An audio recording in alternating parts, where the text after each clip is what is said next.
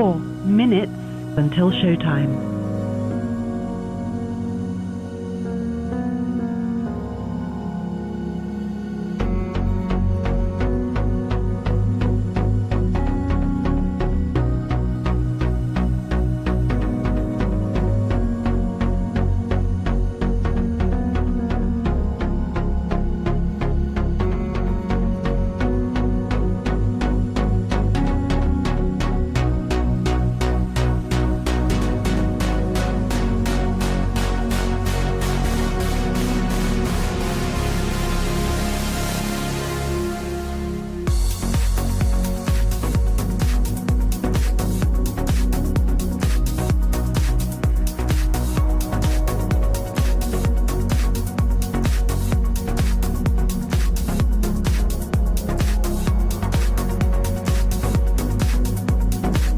3 minutes until showtime.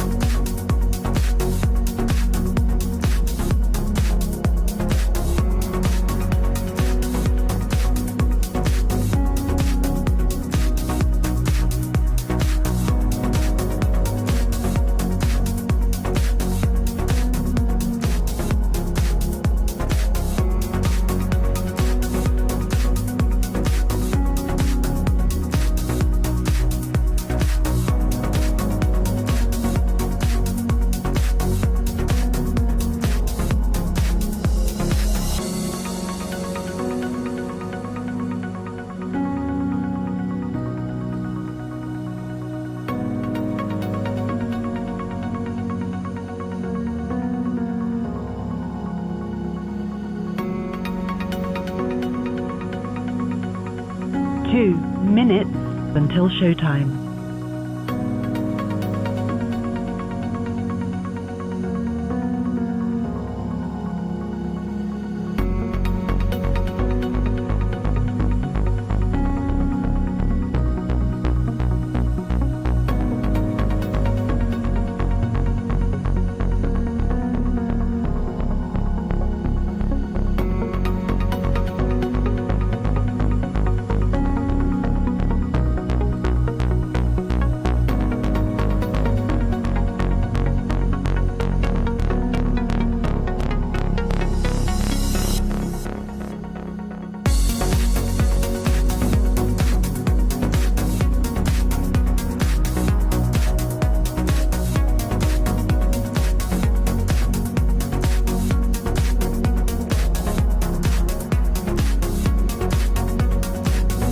1 minute until showtime.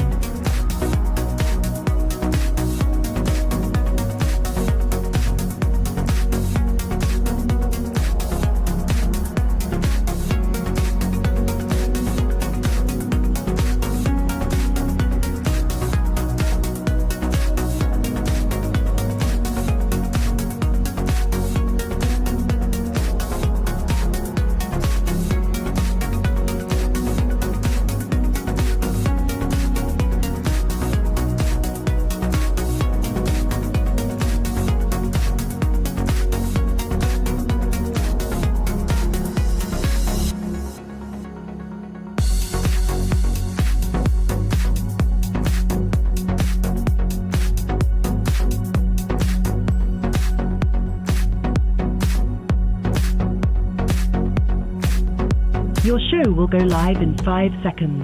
4, 3, 2, 1.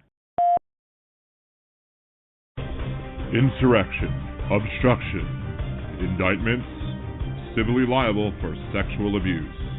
The one man responsible for all that could be sitting in a prison cell on election day and still be elected commander-in-chief for these United States. That man is beholden to Putin, weakened NATO the last time around, and is currently tying himself to wealthy Saudi oil money. He enriched himself when government stayed at his properties. He campaigned on wanting to use government to go after his political rivals and wants to expand executive power. If Donald Trump is reelected, our nation is lost. So let's roll up our sleeves, get to work, and tell the Maga folks no more before it's too late.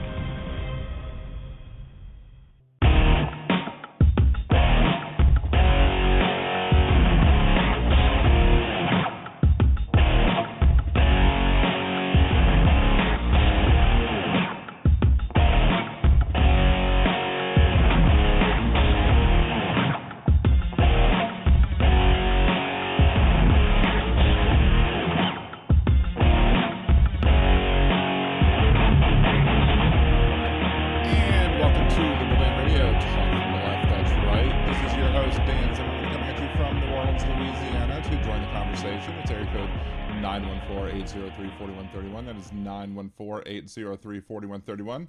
You can also join us live in the chat at liberaldanradio.com, which is the YouTube channel, or on Twitch, twitch.tv/liberaldanradio as well. And either way gets you there. If you're listening live on Blog Talk Radio, just come to the other two locations. I'm not monitoring 3 chats, and I pretty much just use Blog Talk Radio at this point as a calling platform and soundboard. So to support the show, lots of free ways to do it. You could always follow me on Twitch, subscribe to the channel on YouTube, like the live stream. There's 21 viewers and 12 likes currently, so get to smashing that like button. If you've not subscribed, subscribe already on YouTube. Follow on Twitch again. You comment on videos, share videos, like other videos as well. Get those Al Gore rhythms up. You know, you don't think Al Gore might have a lot of rhythm, but the Al Gore rhythms are very important to get people in watching the show, getting other people to subscribe. Our views are slowly creeping up. We were struggling to hit 3,000 by the end of the year. We're already at 3,500 views for the last 12 months, for the last 365 days. So we're already like kicking butt. In the last month, we've gained 500 additional hours average views for the last year. So y'all are doing great. I appreciate all that you are watching. It's awesome that y'all are helping me out that much. You know, share it with your friends, all the good stuff. The two of the main things that you could share with your friends are the playlist that I'm creating, the case for Joe Biden, case against Donald Trump. I will be adding to those as the election season continues. You also have Fat Man Rants that some people really enjoy. There's the Unraveling Toxic Masculinity. Some of those videos can be a little long. Some of those are shorter. I have other ones that are I'm coming to terms with activism, where I explain some of the terms that some people might balk at when it comes to those terms. Lots of different things you could share that I try and, educate people on, where I think it makes my channel different than all the rest. So, because if I'm not different, then why does anybody want to listen to me, right? Other ways that you can support the show, you can become a Liberal Danimal or higher as a membership on YouTube, because we made partner. You can become a subscriber over on Twitch. You can use your Amazon Prime account and do it for free on Twitch as well. That's if you have Amazon Prime, it doesn't cost you anything to subscribe to my channel on Twitch. You just gotta hook your Amazon account to your Twitch account just once, and then every month you just resubscribe. You have to do that manually. You can Venmo me, Liberal Dan. You could buy me a cider either by going to buymeacoffee.com/liberaldanradio or go to liberaldan.com and click the Buy Me a Cider button. You can become a Liberal Dan Radio patron, patreon.com/liberaldan. I do have a poll up for the Patreons to see whether or not I should invite a particular person who's not Gibson Media on the show. Whether or not, it would be worth it to have this person come on the show or not. I'm leaning against, but I want to give the patrons their opportunity to say why I might be wrong. I know at least one person has commented as to why. I haven't looked at the poll results, but I did get notification as to one message. So, but if you want to have your chance and have your say on things that go on in the show, you can become a patron as well over at patreon.com/liberaldan or patreon.liberaldan.com. Either way will get you there. There is let's see, Cynthia, my daughter saw that whatever show you were debunking Monday. She freaked out about how much she hates them, and I explained I was watching and what you were doing with them. Nice. That's good. Well, that's one of the reasons I have to do that, because, and I actually, for some reason, I saw, I guess the algorithms understand what I look at, and the fact that I was looking at the Whatever podcast and that I was talking about it, and you know how your phones spy on you? There was one time where I was talking about some condition where you have some rotting of some body parts or whatever, and there's some medicine that they give you for it, and it's a specific body part that they were talking about. It's kind of gross, and I had never talked about this before, but my wife's uncle was talking about it, and 3 days later, my Facebook gives me an ad. So I happened to see a tweet on Twitter, obviously, from the woman who was in the this corner of the screen. If when I was doing the live reaction, this corner of the screen, the one that said was an adult star, I happened to see one of her tweets saying that she was going to be on the whatever podcast the other day. And I think it was the same shirt that she was wearing. So she was advertising her being on that show. And I was just like, I tweeted, I responded to her. I was like, look, I haven't heard back, but I was like, look, why would you go back, considering the fact that they treated you so horribly the last time you were on that show? I would love to have you on my show to explain why. So who knows? Maybe I'll have that individual on my show to explain why she goes on that garbage of a show. Who knows? Cynthia, she actually thought I was watching them for a minute. No. Just watching me, watching them, reviewing them, saying how horrible they are. You know.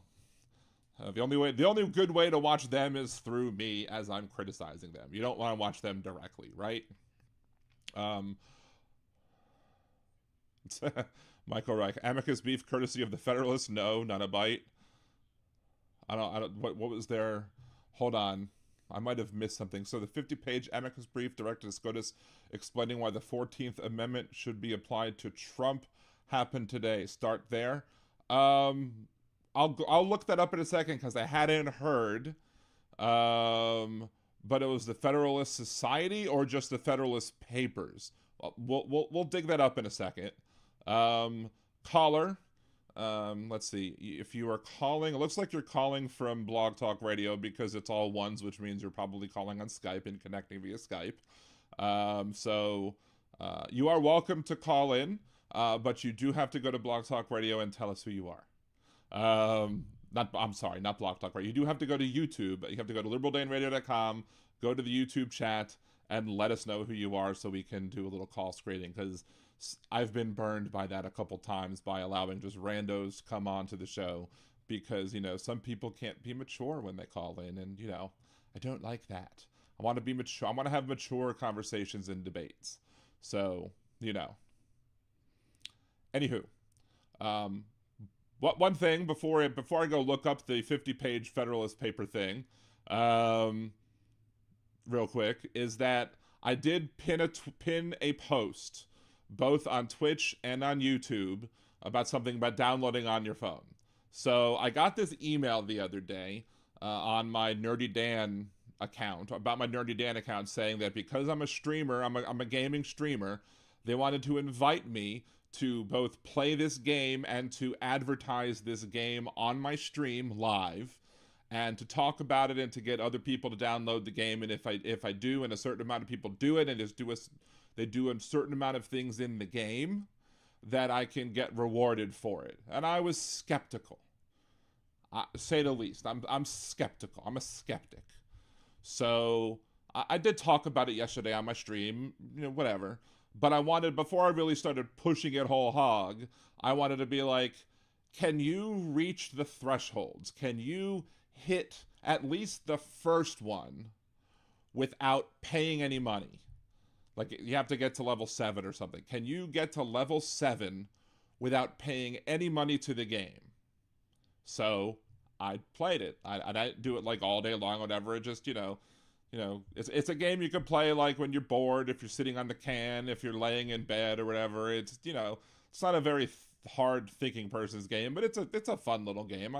You just sit there and you do resources and stuff like that. It's fine, whatever. It's, probably a little more brain consuming than Candy Crush, but it's fine.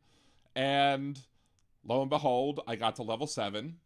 It didn't cost me anything to do, so it doesn't. There are pay to play aspects of the game, and clearly, I guess they want you to pay money into that if you can, if you want to. I'm sure that's the desire, is to get people to pay money to do all the extra stuff. But I was able to do everything and get to level 7, and I saw the little reward for a player getting to level 7 on my thing. So there you go. So if you enjoy playing games on your phone, and if you don't, ignore this, But if you enjoy playing games on your phone, either on Twitch or either if you're watching on Twitch or you're watching on YouTube, I've pinned the link to the top of thing. Download it, play it on your phone.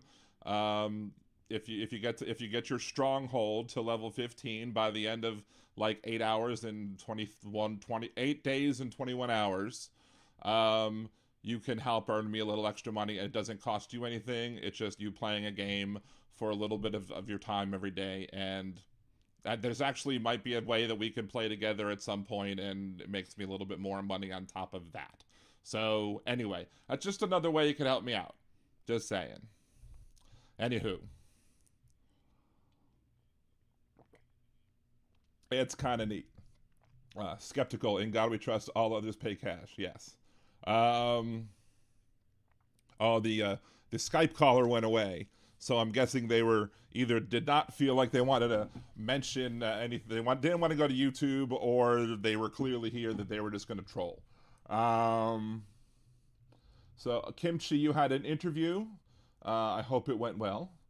Hope all of the interviews you have went well. Good to see you. Let's see. Let's just scroll back a second and see. Amicus Brief courtesy of Federalists. Let's look that up. Or Amicus Brief, I guess is that number. 14th Amendment, Trump.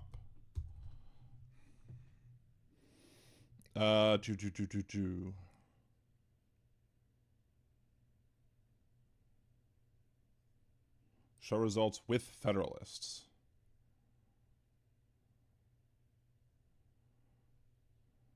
Seven hours ago.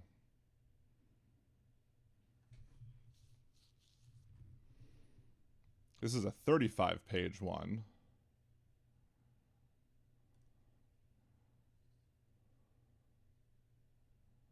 It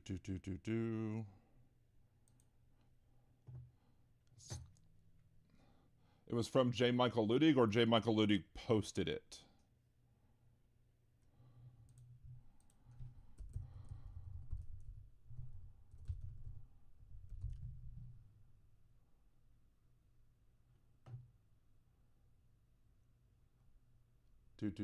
Let's see.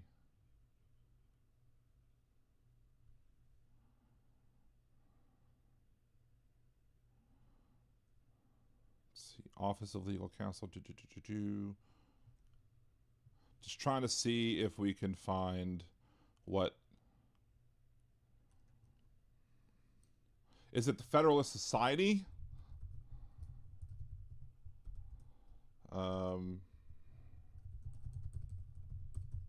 I don't know. Conservative case emerges to disqualify Trump. No. Well, that's not recent.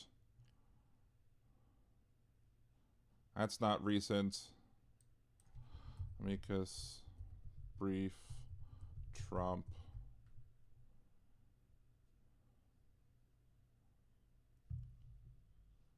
Trying to see.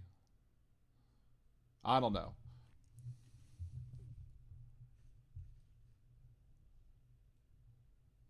Elizabeth.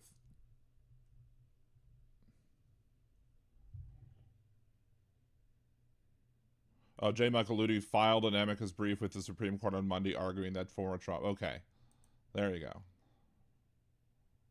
I mean, we've been hearing about J. Michael Ludig, talking about it all the time, that he believes that Donald Trump is disqualified from the ballot because of the 14th Amendment, and he's been on the news all that. So I mean, that's not really news. It's not really news that he would file a brief, or that he would make that argument. So I mean, I don't know. What would be news is if the Supreme Court was like, okay, Colorado, you can take him off the ballot. That would be news.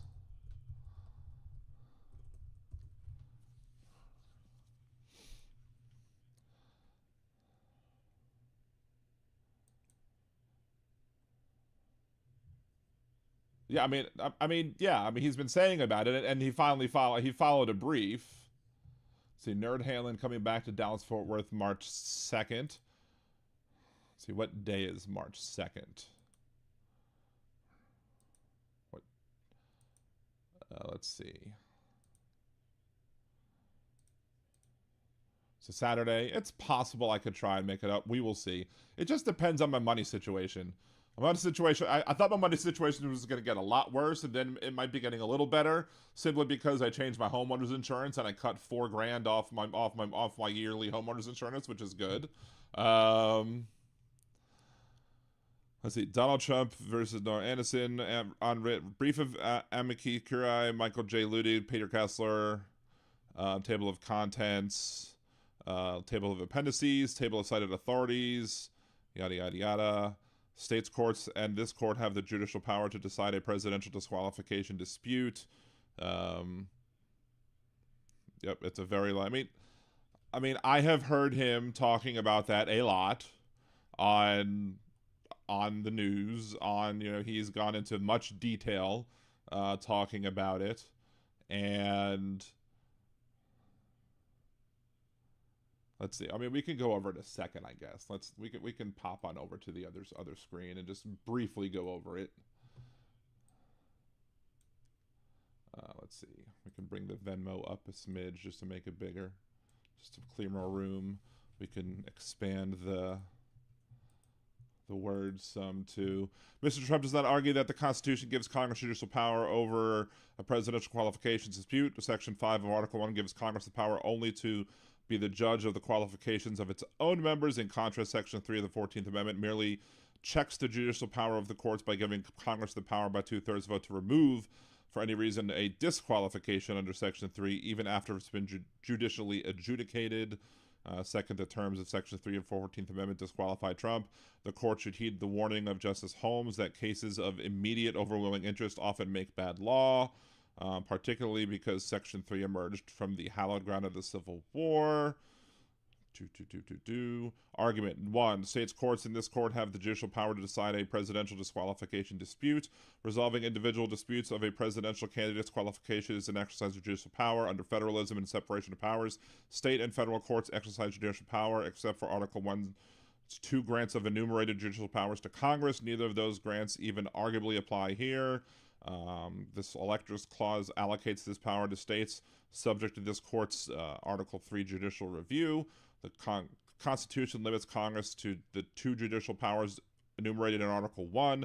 Founding generation understood this. This oft-cited treatise of St. George Tucker explained the Constitution vested the judicial powers except in cases particularly enumerated in the first article. In the courts, the word "the" used in defining the powers of the executive and of the judiciary is, with these exceptions, coextensive in its signification of the word "all." Okay, let's skip over some of this. Constitutional provisions on impeachment provide one of only 2 particularly enumerated grants of judicial power to Congress. Article 1, Section 3, Clause 6 states the Senate shall have the sole power to try all impeachments. Clause 6 also refers to the person subject to impeachment being convicted by concurrence of 2/3. The next clause refers to judgment in cases of impeachment. Article 2, Section 4, in turn, subjects impeachment the President, Vice President, and all civil officers of the United States. In contrast to the second grant of an enumerated judicial power to Congress, the Constitution gives Congress no judicial power concerning the President, the Vice President, and all civil officers. The second grant in Section 5 of Article 1, each House shall be the judge of elections, returns, and qualifications of its own members, emphasis added. Justice Story explained the reason that this judicial power concerning members was given to Congress. If lodged in any other than the legislative body itself, its independence, its purity, and even its existence and action may be destroyed or put into imminent danger. As of blah, blah, blah, blah, blah. Let's see, in Section 5, Article 1, however, the word judge does not reflect the founding generation's understanding that it is an exercise of judicial power to decide disputed factual and legal questions about whether a particular person is qualified to hold office. Stark contrast to congressional qualifications, the Constitution confers judicial power to adjudicate presidential qualifications first on the state officials and courts designated by state law, and ultimately on the Supreme Court. To start, The Electors Clause in Article 2, Section 1 confers power on each state to direct the manner of appointing presidential electors. Each state's far-reaching authority over presidential electors include the power to impose conditions on the appointment of electors. Thus, a state's legitimate interest in protecting the integrity and practical functioning of the political process permits it to exclude from the ballot candidates who are constitutionally prohibited from assuming office. Even without the Electors Clause, as a matter of federalism, generally state law may authorize state courts to interpret, apply federal law, even when Congress has not created a judicial clause, blah, blah, blah. Section 2 of Article 3 of the Constitution directly gives Supreme Court appellate jurisdiction both to law and fact. I guess whether or not that is a fact. To summarize, under the Electors Clause and federalism, state courts and elected officials initially have authority to adjudicate whether a candidate for president is disqualified by the Constitution. Next, under Article 3's authorization of appellate jurisdiction, the court reviews such a ruling, makes the final judicial decision whether a presidential candidate is disqualified. Finally, under the Supremacy Clause, the Supreme Court's ruling is binding on all 50 states. That refutes any suggestion that only Congress can prevent inconsistent rulings. No amendment repeals this allocation of judicial power. Section 5 of the 14th Amendment, Congress shall have the power to enforce by appropriate legislation the provisions of this article. Nothing in these 15 words deprives the state of their pre-existing power subject to the court's review to adjudicate a presidential candidate's constitutional qualification. 5 says power, not the power, much less exclusive or sole power.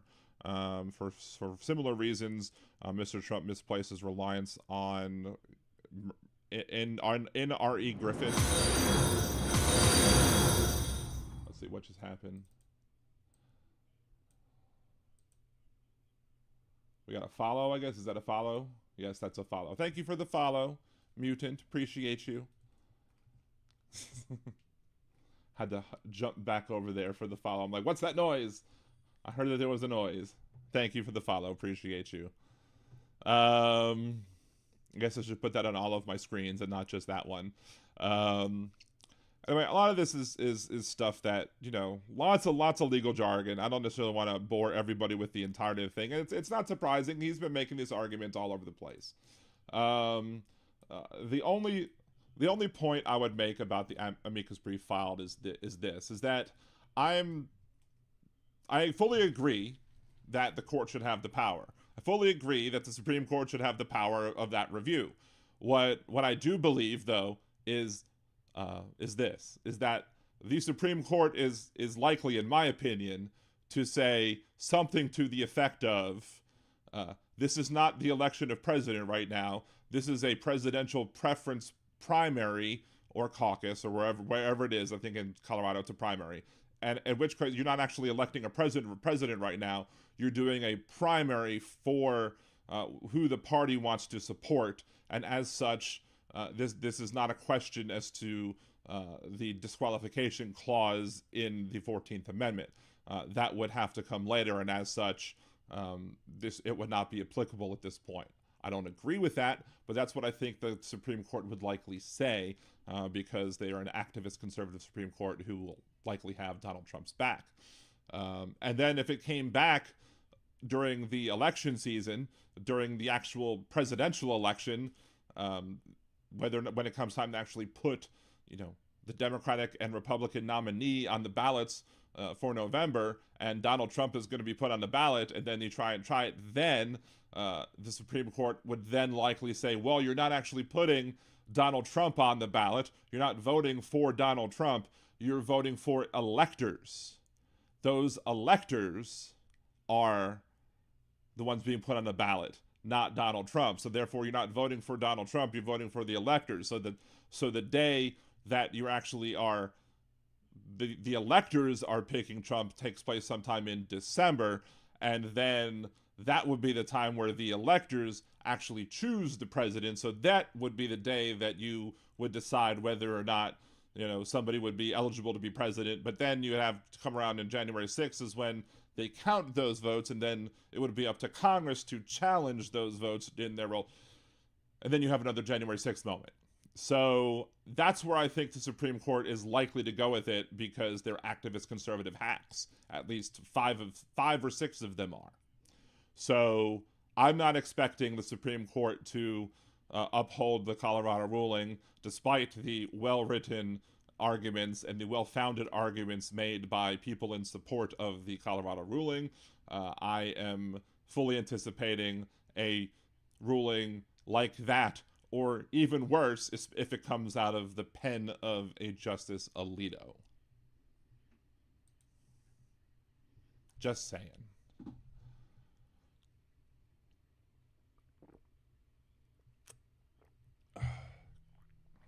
Anywho. Ooh, one more side note.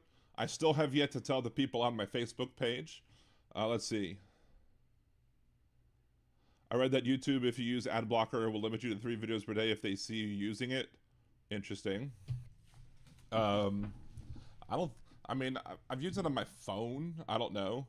I still haven't delved into actually disabling any ad blockers or switching to anything else.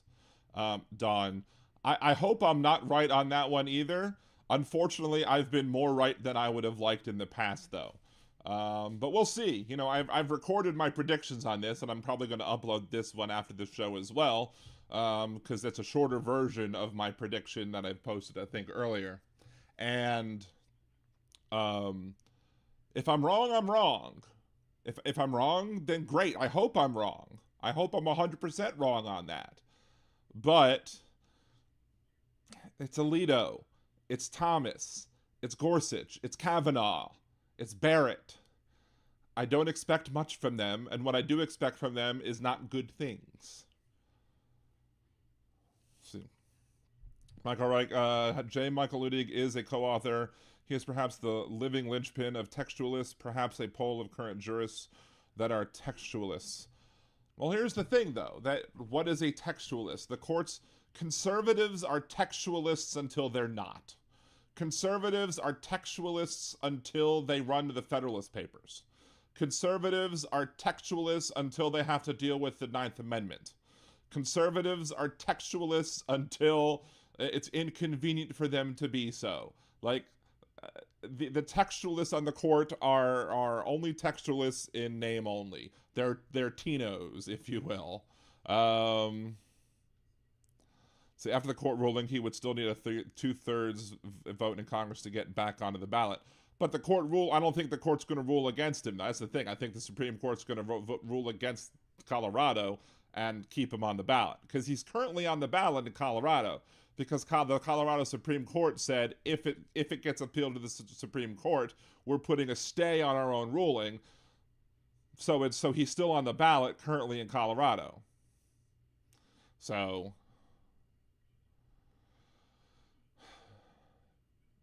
hey Teresa, how's it going? Let's see. Not something the current Supreme Court can easily ignore. Bring us up to present a shred of hope.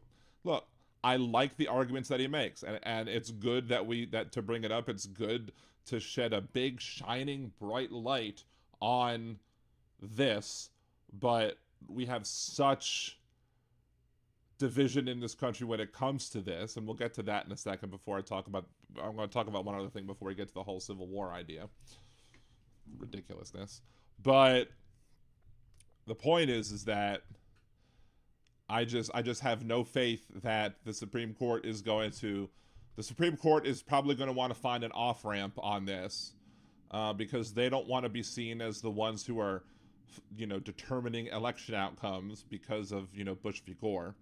And their off-ramp is probably going to be something like, as I said, the primary season, you're not actually electing a president, you're choosing your nominees, and as such, it's not applicable here. So, wait, what happened with Kalahela?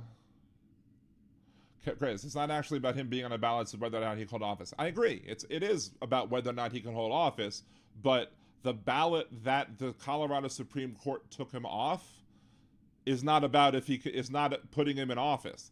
The ballot that the Colorado Supreme Court took him off of is just whether or not if he's going to be the nominee or not. And that's not even that. It's whether or not he gets the delegates, or how many delegates he gets from Colorado, if at all. So it's just about, does he get delegates in his name? to go to the Republican convention and vote for him in his name. So you're choosing Donald Trump's delegates in Colorado. That's all you're doing in Colorado, which is why I think the Supreme Court is going to come down in that way. Look, I hope I'm wrong. I hope I'm wrong. I hope the Supreme Court goes, Colorado is right, Trump is ineligible, and he can't be on any ballot, period. I would love to see that happen. It would be the best thing for this country. I just don't see this court doing it. I don't see this activist Supreme Court doing it. I see the activist Supreme Court doing something more like what I'm saying. Hey, Ken QB, what's going on? Hey, Agolf, remember when the Republicans were terrified about the first black female SCOTUS being a judicial activist? Well, I mean, that's why conservatism is or hypocrisy is a conservative prerequisite, because every Republican accusation is a confession. Because every time they accuse people of things, it's something that they're doing themselves. So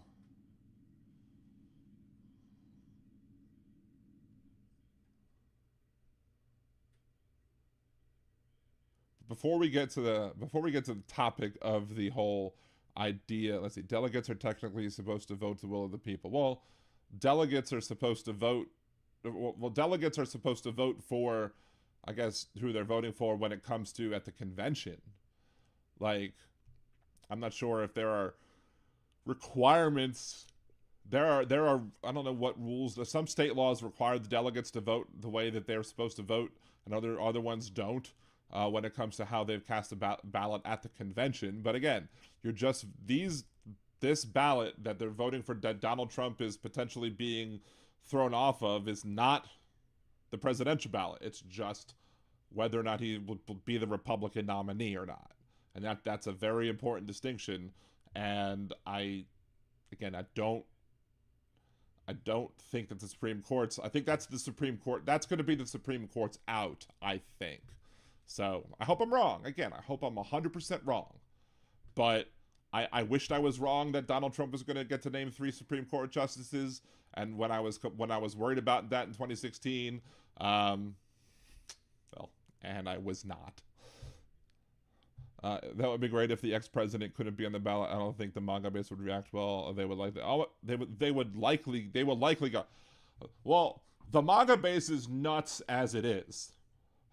Let's just lay it out there. They're already nuts. They're already ridiculously, insanely crazy. But this might drive them over the edge to bonkers. It might actually get them to raise up arms or something. Who knows?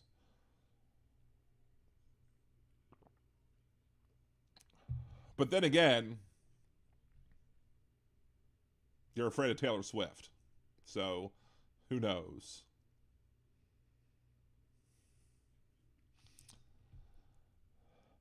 Question, does Nikki Haley beat Biden in a general election? I don't know. That's what the polls say now, but the polls were saying that Obama was losing to Romney at some point too. The polls are weird because there was somebody was quoting some poll. There might have been Nikki Haley, or maybe it was Howard Dean, or somebody was quoting some poll on MSNBC today that 75% of Americans don't want to see Donald Trump versus Joe Biden. Okay, I don't want to see Donald Trump versus Joe Biden because I don't want Donald Trump to have any chance of being president again. I'd love to see anybody else versus Joe Biden and still have Joe Biden win. You know, like, I would rather it be Joe Biden versus anybody else. I don't want to have the risk of having Donald Trump become president again because that's an existential threat to the country. Of having a chance of having Donald Trump be president again. So if you ask somebody, do you want to see the election be Donald Trump versus Joe Biden? And somebody says no, well, why is the reason no? Is the reason no because you don't want either of them, or is the reason no because you don't want one of them? But the pollsters don't ask those questions. So it makes it look like every one of those 75% of the people that were polled are against both of them, even though that very well may not be the case. So See, Chris, I'm remembering how to chat here on YouTube. Got used to Twitch, which I dual chat on. So, yes, Wundermom. Chris is a Wundermom and is wonderful for subbing over here, for being over here and over there. See, Haley would not destroy the country like Trump would, though. That's one of the reasons why I would rather see it be like Biden versus Haley. Although Haley has her issues. Haley is a little naive with her ideas of no one's going to pass. You're not going to have the votes to pass a nationwide abortion ban. Really? You don't think if you got a Republican Congress, you got a Republican House and Republican Senate, and Donald Trump was in the presidency, you don't think that they'd use the nuclear option and override the Democrats and the majority Democrats who were trying to filibuster a nationwide abortion ban? You don't think they'd do that? Don't be silly. They'd absolutely use the nuclear option. And then someone would challenge it using the arguments made by Dobbs v. Jackson to saying that the federal government doesn't have the authority over abortion. And then the activist conservative Supreme Court would say, well, and then they would then they would make a reason why Dobbs v. Jackson was perfectly okay in overruling Roe v. Wade and Casey v. Planned Parenthood, but it was somehow okay for the federal government to ban abortion for reasons. So Nikki Haley is a little naive on that whole thing. I think Joe Biden was also naive on the idea that he would come in and be president and somehow magically work with Mitch McConnell and all his other old buddies from the Senate. That was the one thing that I was like, are you kidding me? Like, you are definitely going to be the better option than Donald Trump by a long shot back in 2020. But the idea that you're going to be able to come in and work with Moscow Mitch, that you're going to be able to come in and work with Lindsey Graham, that you're going to be able to come in and work with Ted Cruz. I don't know if you ever worked with Ted Cruz. I don't know if Ted Cruz was in the Senate at the same time that he was. But the idea that you would be able to come in and work with these clowns after you were vice president and president of the Senate and had to see these clowns in action. This isn't like the 1980s and 1990s President Biden. These aren't the same people that you used to go to lunch with. They closed down the cafeteria because no one had lunch together anymore. So, yes, vote Dark Brandon.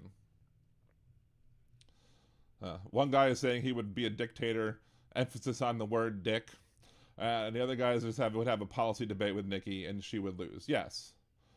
She is smarter than Trump, though. Well, that's not saying much. That's like saying that a rice cracker tastes better than a pile of dog shit. You know. See, Rob, all the Republican presidents will implement Project 2025. The ex-president for sure. Nikki may be a tougher sell to embrace it. That's also a problem. And also you had the pro-lifers have a plan if Donald Trump comes into play. I'll have to look that up in a second. But one of the things they did want to talk about before, though, the whole Civil War thing, was the big old meeting today. Let me say. They had all the tech giants in, and they were all talking about how the social media giants have failed to protect children when it comes to their use of social media. Now, like, how easy is it to deal with social? How easy is it to get around things on social media? Like, you know, you create a YouTube channel. Are you 13 years old or older? Check. Yes. Okay. Like, you lie and you say you're over 13, and there you go, you're on. Like, it's very easy to do. It's not a hard thing to lie and get on social media. It's not very difficult to get around those checks that they have on social media to get your own social media account. Now, my kids, one of them under 13, one of them over 13, neither of them really have Facebook accounts. Like, my older one has a Facebook account simply so he can use his Oculus that he got as a gift, but he doesn't actually use Facebook. We gave them Messenger for Kids, but they actually allow you to have control over who your kids can talk to on Messenger for Kids. So you can say, okay, you can talk to your grandparents, you can talk to these friends of yours, and you basically can keep a lockdown on it. But other than that, it's still the Wild West out there in many ways. As much as a lot of these companies want to convince you that they're trying to do something about it, but they're not doing very well. They're not doing very well when it comes to cracking down on social media. There was one report that I saw on social media that made me have a quick sit down with both of my kids, and I was like, look, we need to have a talk, because, well, first, I've always told my kids, I don't care what you did, don't lie to me. I'll be more mad at you if you lied to me than if you don't. Tell me the truth, and we'll work it out. I might be mad, but if you tell me the truth, I'll be less mad than if you lie about it. But I'm sitting there like, there's like these scams going on where like some African users or people from other countries are pretending, I think, to be kids at first, and they will try and manipulate these kids into sending them images of themselves, and the images of themselves are like, like nudes or lewds or something, and then they'll try and blackmail the kids and say, if you don't give us money, we're going to put these on the internet. And so the kids like either get bullied and like go use their parents' credit cards, or go cash out their own bank accounts and send them money and gift cards and stuff like that, just so they can avoid having their images being sent all over the internet. Or they get bullied so much because they can't do it, and they end up unaliving themselves. And so you had a bunch of parents whose kids, or with kids or grandkids, who ended up offing themselves simply because they were so bullied over similar things or other types of bullying that they couldn't handle it.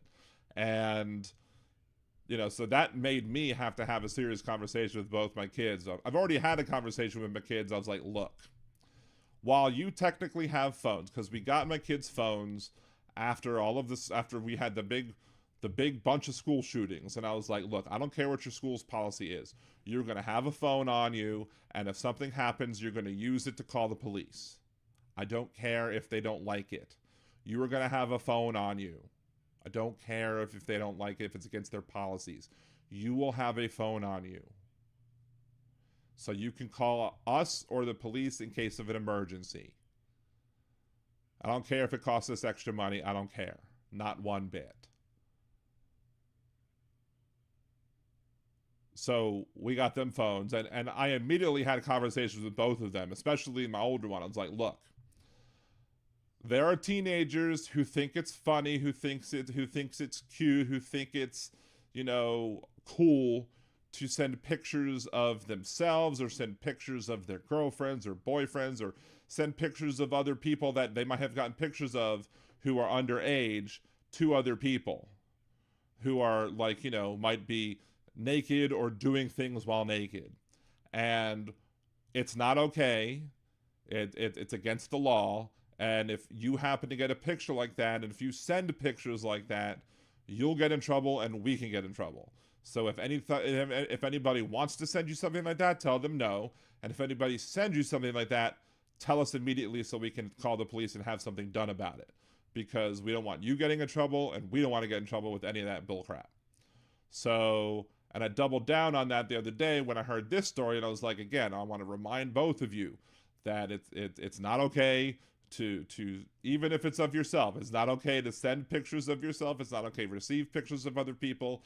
And if anybody tries to get you to send pictures of yourself, you come and tell us immediately. And if they threaten y'all with oh, we're going to do something bad to your parents, if you tell your parents, don't believe them. Come to us anyway, because they're bad people, and we're here to protect you, because we don't want anything bad happening to you. We don't want anything, we don't want you bullied. We don't want this, that, or the other.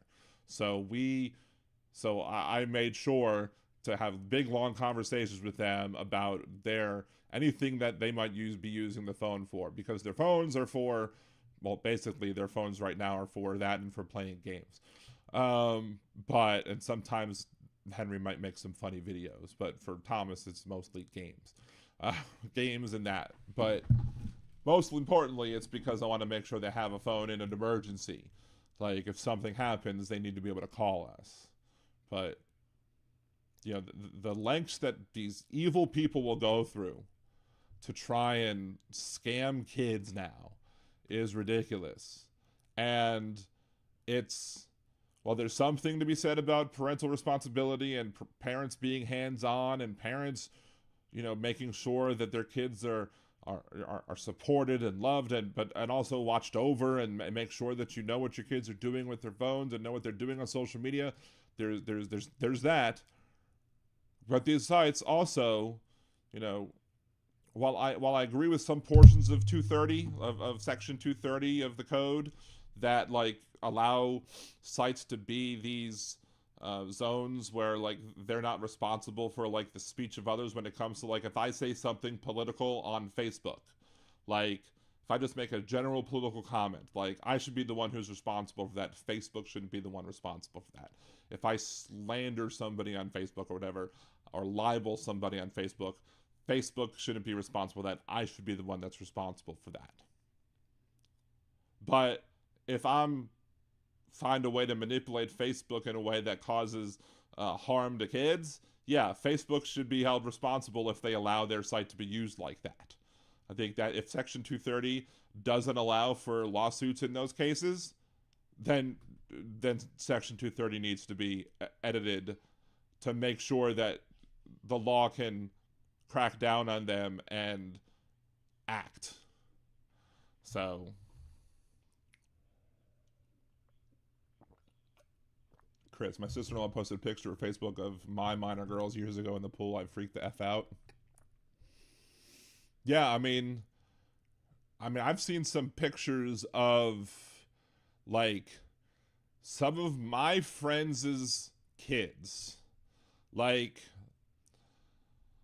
there was somebody that I dated. There's a woman I dated when we were in high school. And her friend that was dating my friend, she posted, and I'm friends with both of them now on Facebook. She posted a picture of her and my ex-girlfriend, and me and my ex-girlfriend are friends on Facebook. And we actually had a nice lunch one time when she came to New Orleans. We're cordial. Like, I'm cordial with a lot of my ex-girlfriends, and, you know, because, you know, I try to be nice. Just because we're no longer together doesn't mean we have to be shitty to each other. And then, but the one that shared a picture of like her daughter and her daughter's friend, and it was like day and night as to like what they were wearing and what the other ones were wearing. I was like, I don't know if I'd be posting that publicly, because I mean they were young and wearing, and it's fine, you know, it wasn't like they were showing anything off that was too terrible to be shown, but there are some sick people out there who would have looked at that and would have been like, that's my next victim or something. Like, ugh. Like, I don't know. Like, I would be very, like, most of my, like, when I post most of my Facebook posts are private anyway. Like, some of them will go to Instagram, but I don't post a lot of the stuff on my Facebook posts anyway at this point anyway, for many different reasons. But like, yeah, I don't like a lot of people knowing a lot of that stuff. Like, people can know a lot about my life that I share through my podcast, but not a lot of people get a lot of the stuff about other things. And I would be, with how many creepy people are out there, especially when it comes to young women, if I had young daughters, I'd be very, very, very cautious about what I shared online with that, because there are some nasty dudes out there, and ugh, I wouldn't want to put any of that out there. And it's not the fault of them. It's not the fault of the young women. It's the fault of the idiot dudes out there that are creeps. Ugh.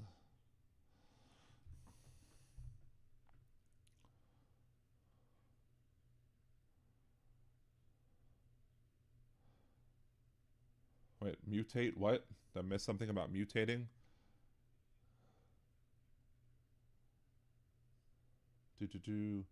See, that was the day when I opened up windows. I missed the days when it was just be home for dinner. I mean, we're pretty lenient with my kids. They still play outside until it's dark out. My neighborhood's not bad though, so we're pretty much like when it gets dark, come in.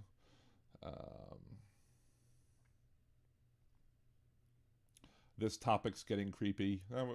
We'll change topics in a second. Advertisers are mutating our kids.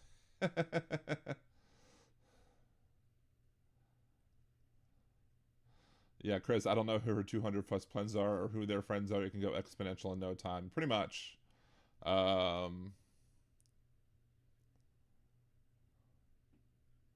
I don't post personal pics, period. Don't notice my avatar. I made that. It is a pretty sweet avatar, Chris. I will give you that. Kellahella, what is this Facebook of you speak of? The book of facing.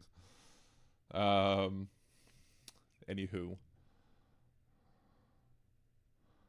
Let's see if I can find this other thing before we start talking about the Civil War. We don't need no Civil War.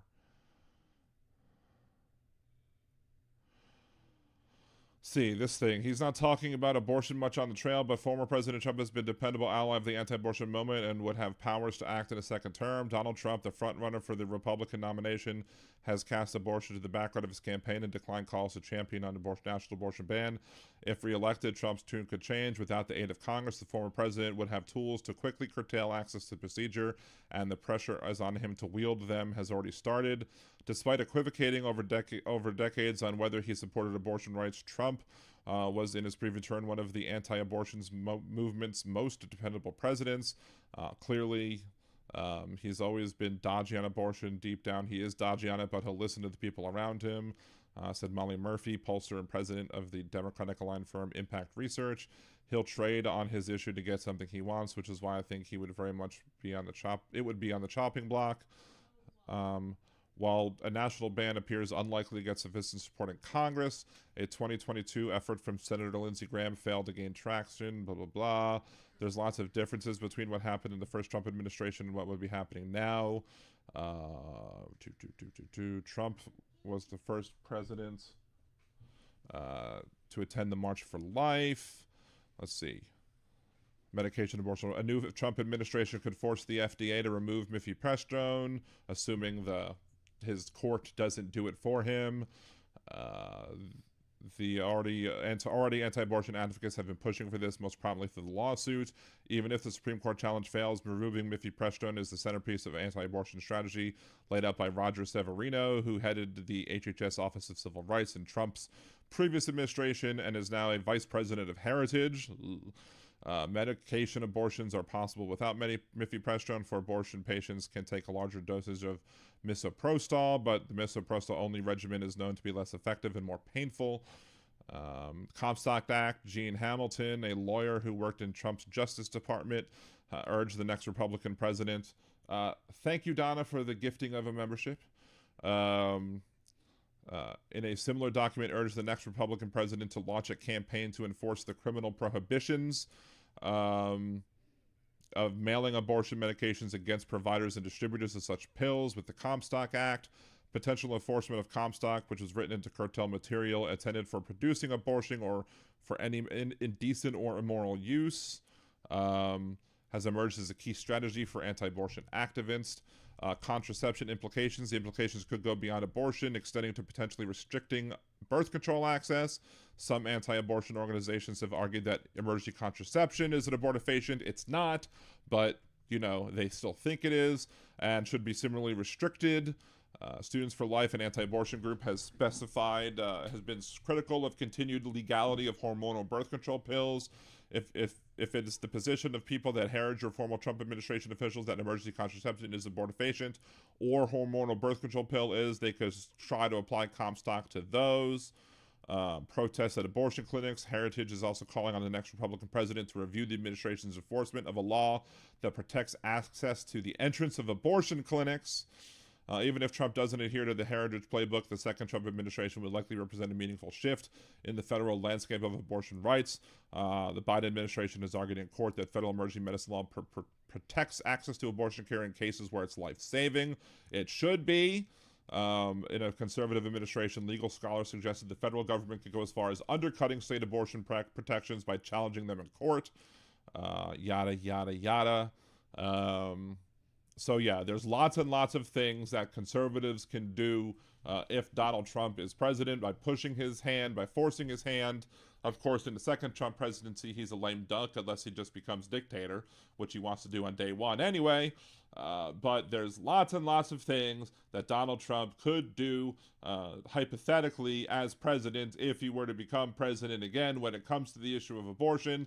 Therefore, it's another reason why we shouldn't be letting Donald Trump become president in the first place. We shouldn't have let him become president in the first place in 2016, but we need to absolutely make sure that he doesn't get back in the office, or otherwise abortion rights are going to take another huge hit. And I would, some people would say potentially. I would say it's almost guaranteed that abortion rights will take another huge hit if Donald Trump is allowed back into the Oval Office. Sorry, Oral Office. Hilarious.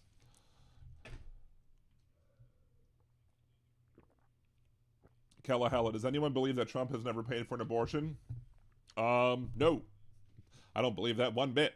I'm sure, and there are many conservatives who are anti-abortion who have paid for abortions.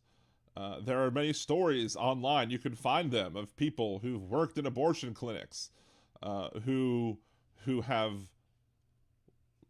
then had the people who were protesting outside those clinics who have then come in to get an abortion. Why? Oh, my case is different.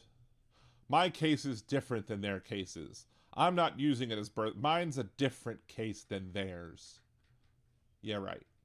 I mean, we had Britt Gandolfi. We're probably going to have soon another Talking Shit with Britt segment. Hopefully soon. Maybe before the cruise. Maybe after. I don't know. But I've already talked to her about it. She wants to come back on and do another Talking Shit with Britt segment. She on the show talked about her time where she worked at an abortion clinic, and one of the people who came in was one of the protesters that was previously protesting outside. And then after she had her abortion, a week or two later, she went back out and was protesting abortions again. As Nimbus Yosh, the host of the Most of the Smooth Sounds of the Percy podcast, says, hypocrisy is a conservative prerequisite.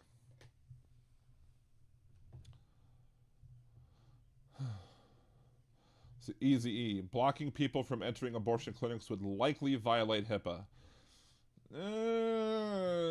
Not necessarily. HIPAA is only an issue of providers. So if you're not a provider, HIPAA doesn't apply. Like if I happen to get a hold of your medical information, like if I took a picture of you entering an abortion clinic and then shared that picture online, it's not a violation of HIPAA. Because HIPAA is a requirement on people who work at the clinic. It wouldn't be. It's not something that would be. It's not on anybody else. So, just one of the things that people sometimes often confuse about HIPAA. And I've worked at hospitals. I've worked for insurance companies. And I've had to take many a HIPAA courses, and so I'm fairly certain that somebody blocking an abortion clinic would not violate HIPAA. Hella, NIMBY but different, pretty much. Well, different backyard, so to speak. Depending if they were taking back shots or not, and if they got pregnant. All right, Nick Rich, have a good one. Have a good night. Good dreams. Where's Wes? I heard today's Wes's birthday. If he was here, I would sing him a happy birthday, but no.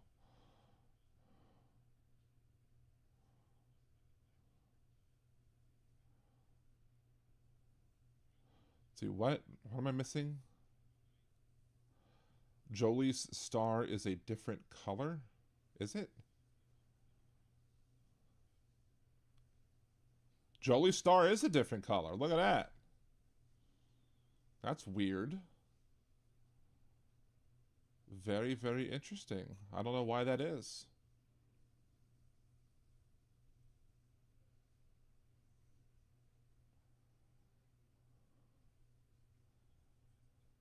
What is going on between Michael and Aaron in the chat? I missed something. NIMBY does apply in this case, although you're probably right about HIPAA. Probably.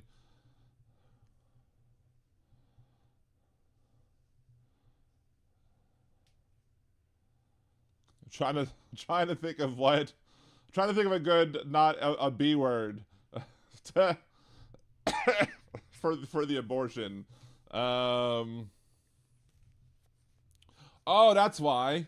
Because she's a liberal Danimal for a month. So that's why. Because her thing is a different color. Hey, there you go. Congratulations for your 1 month Danimalship. Very cool, Jolie. Mazel tov.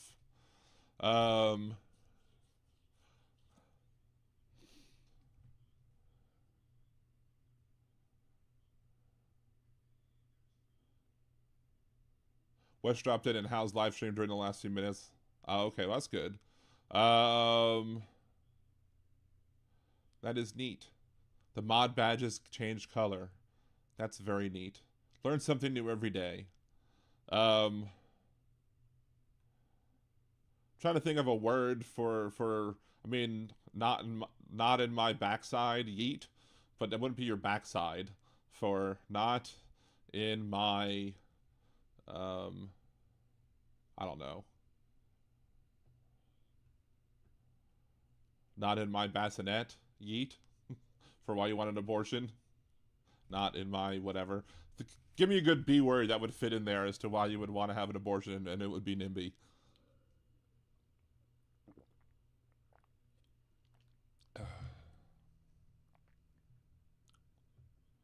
Badges? We don't need no stinking badges. Anyway, so... Alright, so I guess it's 9 o'clock, so good time for a show reset. Liberal Dan Radio, talk from the left, that's right. Mondays and Wednesdays, live, 8 p.m. Central here. LiberalDanRadio.com, which is the YouTube link, or live on twitch.tv/LiberalDanRadio, which will get you here as well. We help the show out. Remember to like the video, follow the Twitch stream, subscribe to the YouTube channel. All that is free. If you have Amazon.com, you could subscribe to the Twitch channel for free as well. Comment on videos, share videos, share the playlist that I've created, including the case for Joe Biden, the case against Donald Trump, Fat Man Rants, coming to terms with activism, unraveling toxic masculinity, the GOP coup, etc. All of those things are out there to be shared and to get people out there and voting and educated and yada, yada, yada. Other ways you can support the show, you can become a liberal Danimal. Very cheap to do so. Become a member. You'll get access to some videos early. The higher level you are, the more videos you might get access to early. You can become a patron. Patreon.com/LiberalDan. You can Venmo me at LiberalDan, or just scan the QR code. Just do friends and family because you're not buying anything from me. And you can buy me a cider. Go to LiberalDan.com, click the Buy Me a Cider button, or you can go to buymeacoffee.com/LiberalDanRadio. Get there as well. Not in my body, yeet. Thank you, Steve. Body. Duh. There you go. Not in my body. Yeet. That's perfect. Steve is a genius. Steve is brilliant. Brilliant, Steve. Steve's a brilliant lad there. Over there across the pond. Although he's Scottish, so I have to make it a more Scottish accent, if I'm remembering that correctly. Sorry. Not in my body. Yeet. Anyway.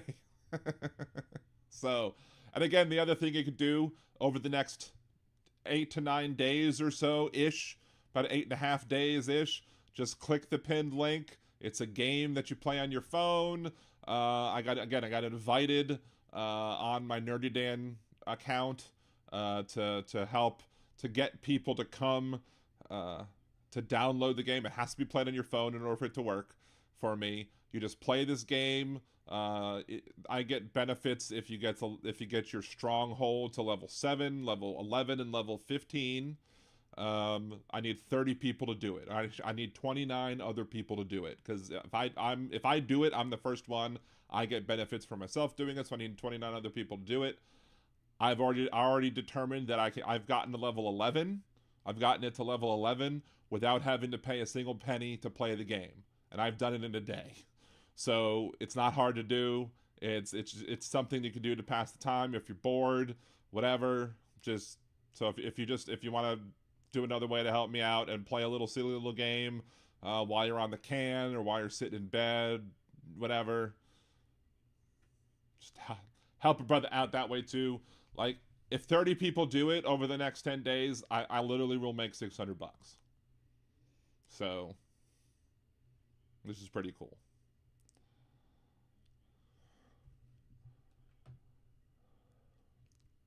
Anywho, so yes, twitch.tv/LiberalDanRadio as well. Follow me over there. You can, again, subscribe for free to Twitch with your free Amazon account, or you have the Twitch memberships as well.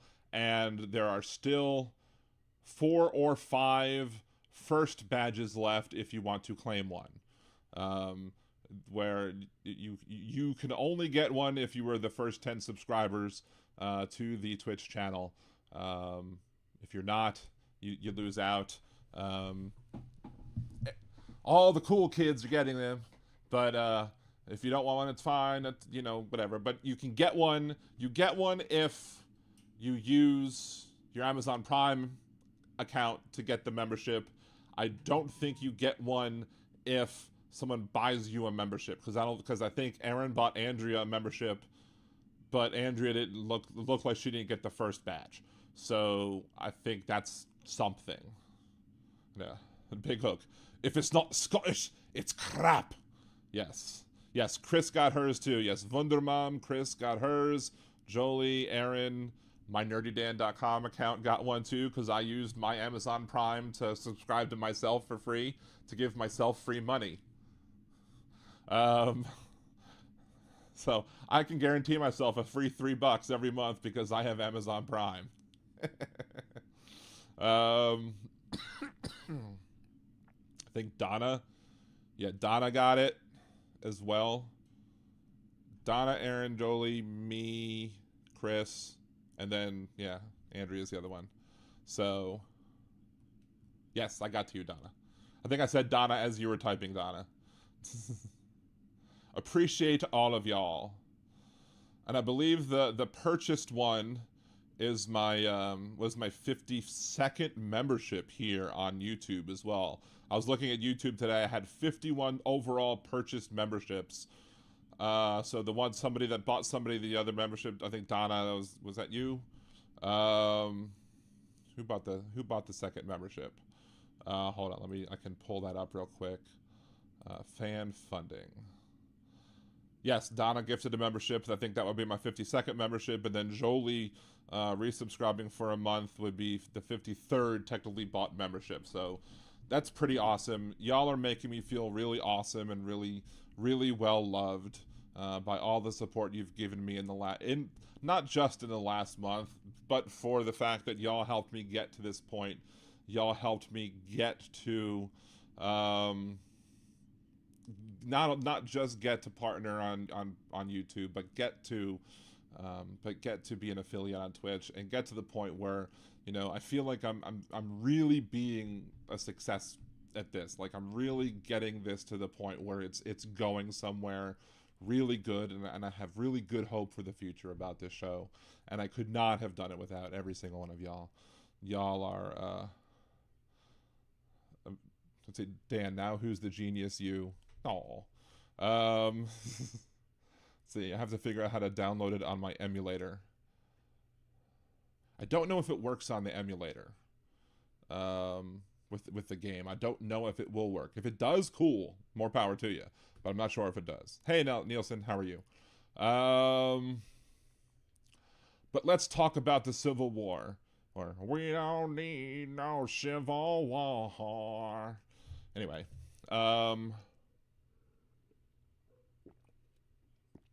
Do you think the truck convention will turn violent? Well, it's a group of maggots, so who the hell knows? They have the full-on potential of turning violent. Let's go read the story about them real quick, and we'll get into that topic, because that's the topic I want to get into next. Is the whole, what they're labeling it a small trucker convoy, but I don't know how small they are. Donna, you're Welsh. Does it count? Can you speak like those long Welsh names? But see, I could have made another hypocrite of the week when it comes to those trucker convoys. Like, I could have made them a hypocrite of the week, or I could have done something with them similar to that. But my thing is that it would have been too long to make them hypocrite of the week, because, I mean, I can't just cover the truckers in 30 days or in 30 seconds or a minute or whatever. But according to the MSNBC News, some supporters of the trucker convoy or self-described patriots heading towards the U.S. border with Mexico have expressed violent rhetoric before planned events on Saturday. Organizers of the group are stressing non-violence as they struggle to organize a convoy of the size they bragged about and assure their conspiracy-minded fellow right-wingers that this isn't all just a big government setup. The Take Our Border Back events have been advertised online as peaceful assembly and prayer. Aww.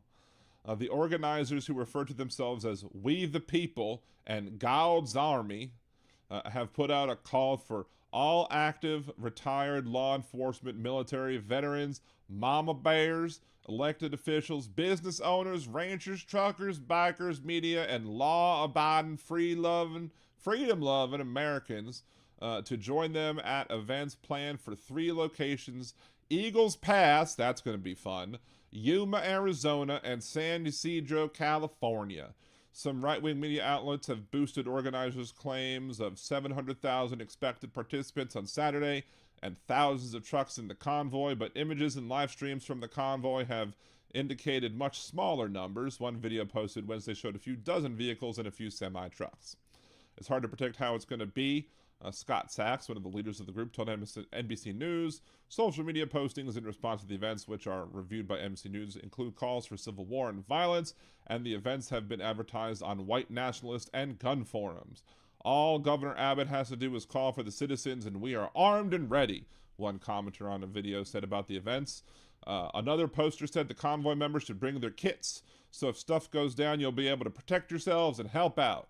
Another social media user posted a meme about undocumented and untraceable weapons and a note that they were ready to join the final battle for Americans.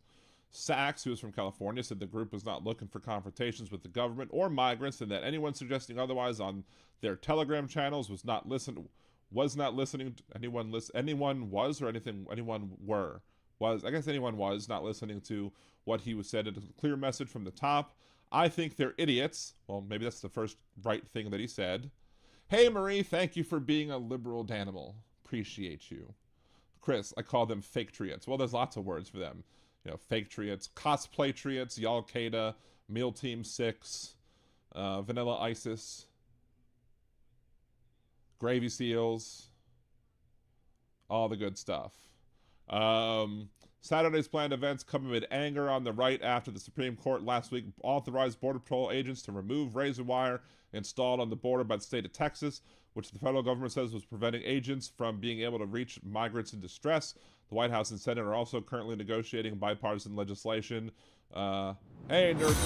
Thank you, Nerd. Currently negotiating bipartisan legislation to impose tougher immigration and asylum laws. President Joe Biden said he would shut down the border when it's overwhelmed if he's given the new authority in that deal. The first convoy to leave Virginia on Monday got off to a bit of a rough start. A live stream post about individuals embedded in the convoy show.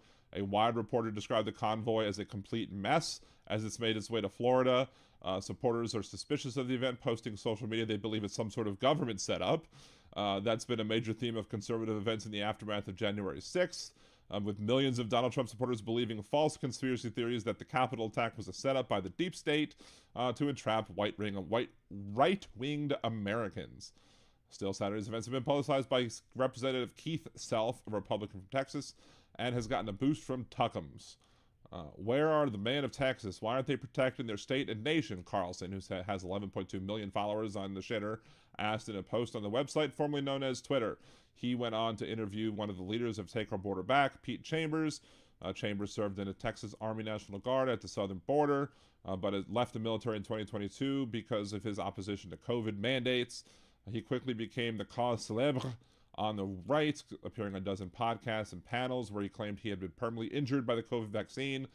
He had persuaded thousands of soldiers at the Texas-Mexico border to refuse the shots, and he was allegedly punished for his activism. But beyond vaccine misinformation, Chambers has promoted several other medical and government conspiracy theories, including globalists are planning another pandemic, about 5G cellular technology is a government weaponized threat to human existence, and that genetically modified foods are part of a plot by the cabals and elites to change human DNA and control the population. You know, the smarts. Easy E. Only a maggot could F up a trucker convoy. Pretty much. Sachs has said to anyone who starts trouble in the events will simply be asked to leave, noting that 2 of the 3 rallies will be held on private property, while the one in San Ysidro will be at a public park. He expressed support for conspiracy theories that non-Trump supporters, either federal agents or Antifa, caused the violence on the Capitol attack, saying that there are parallels to J6 here. If you don't think that there are people infiltrating or subverting, you haven't watched the footage I have. It's obvious. I'll let you figure that out. So there you go. The crazies are out in numbers, they're out in force, and never disbelieve the capabilities of a large group of idiots in numbers. And remember, as of course, of all these people that are coming out, I'm sure a large group of them are in the group of people that Donald Trump called the poorly educated, because after the Nevada caucus in 2016, Donald Trump gave much credit and much love to the poorly educated, who he did really well with, and he really, really loves. So... Cynthia, sounds like a bunch of anti-vaxxers getting together. What could go wrong? My question is, what could go right? I mean, get all of them together? Only problem is them bringing everything back to their neighborhoods. But let them stay together. Let them F around and find out. When they start finding out, that's when it starts getting better. Maybe they'll find out before the election. Make it even easier for Biden to win. Who knows?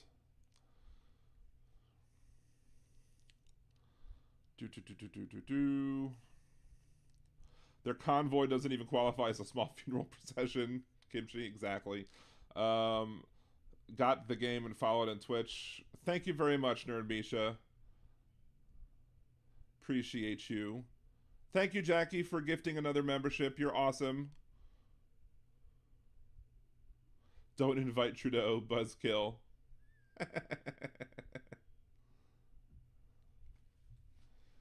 Stupid is and stupid does. When it comes to Al-Qaeda, the Gravy Seals, Meal Team 6, etc. But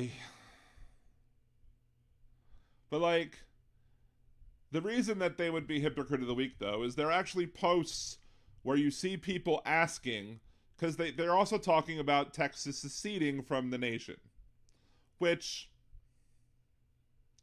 If Texas secedes from the nation, that's 40 House seats lost. So the Democrats are guaranteed to keep the House of Representatives from that point on. They lose both Senate seats, which means it's much easier for the Democrats to keep the Senate. And then the Democrats are guaranteed to retain the presidency from that point on. So fine, leave. Become your own country again. I don't care. Just make sure to give back all the stuff that the federal government paid for. But all of these people are asking, if we secede from the Union, does that mean we lose our Social Security? Yup. Sorry, dude. You don't get to have your cake and eat it too. You don't get to secede from the country but maintain your government benefits. It's not how it works. If you want to leave the country, you leave the country and you leave everything behind. You don't get to leave the country and keep the benefits that you had as a citizen previously. F around and find out. Losing your Social Security benefits and other benefits that you might have, like your Medicare, is you finding out. Good luck surviving in the new Republic of Texas. With no Social Security, no social nets, no Medicare. Good luck with that. You'll come crawling back. And I'm all for, if Texas secedes from the Union, I'll be the first one in line to say, build a wall. Build the damn wall. Between Texas and the United States. Absolutely build that wall. And then build a bridge over the wall so the people who want to migrate through Texas and come in and declare asylum in the United States can do so. Build a bridge over Texas, or maybe around it, so that they can come in. But or they just can come through Arizona, I guess, at that point, or New Mexico or California. But build the wall around Texas so that we don't have to have Texans coming in begging for their frickin' Social Security back. Jeff, I'm still thinking about the kimchi and curry show. It's a spicy show. Yes, that's a spicy show. Chris, they don't think things through, do they? If they thought things through, Donald Trump would have never been president in the first place. That's the problem. Cynthia, I'm surprised France hasn't repoed the Statue of Liberty from us. I'm surprised that we haven't given it back. I'm surprised that the conservatives haven't been like, let's take it down. We don't want it. We don't want it up anymore. It's inviting people to come to our country, and they don't want us here. They don't want them here. The Republicans don't want any more immigrants here. It's because if you believe any of them when they say it's just about people who are here in violation of our laws, you haven't listened to enough of them. Because plenty of them will also say that they don't want people here who are immigrants who are come here legally either. You heard that when other Joe called into the show. Kimchi, Jeff Curry, well, Kimmy needs money. How do you feel about OnlyFans? Are you saying that you have an OnlyFans, Kimchi? Apparently there was this, on a side note, I saw some story where some parent had an OnlyFans sticker across her back windshield, and she has her kids in a private Christian school, and the school basically told her that she's not allowed to pick up her kids anymore using that car because they don't want a car with OnlyFans driving through their property, so she has to find another way to pick them up. So no OnlyFans stickers driving through the school. And my comment on that one was, I bet you half the school would, and that was in Florida as well. My idea on that one was, I guarantee you that the school or half the school would be okay, at least, if she had a sticker that said only clans. If it said only clans, that would be probably cool with them, but not OnlyFans. Jeff Curry, what is OnlyFan? I mean, I have one. This is only one fan. See? This is my only fan in the room. Anyone? Is this thing on? Tip your waitress, just the tip.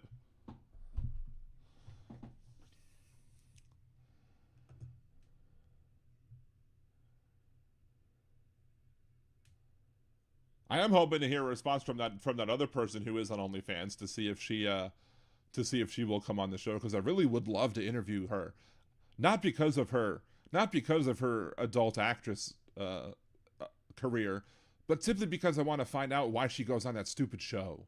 Is it just because maybe she goes on the show? Like, I'd love to see, like, if she goes on the show and how her viewership goes up the next day. Like, that would be great if to get the numbers from her show.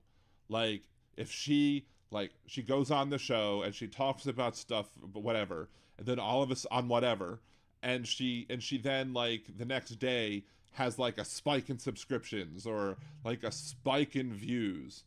That would be absolutely amazing if that would be the case. Like, she goes on, she gets shamed by the clowns as the host, she gets shamed by the people who send the whatever people $200 super chats just to have their horrible words on the screen. And then they go and they, subscribe to her OnlyFans and she makes bank simply for putting up with their BS, their misogynistic and racist BS, because of her career choice. Yes, only clans is probably what the Florida conservatives would have no problem with somebody driving around with a sticker on. I didn't say I wouldn't flirt. I mean, I'd probably flirt too, but I'm just saying, and I am a prevert, but I'm just saying the main reason I would want to have her on the show is to ask her those questions. George Santos has an OnlyFans. I really don't want to know. I really don't want to know.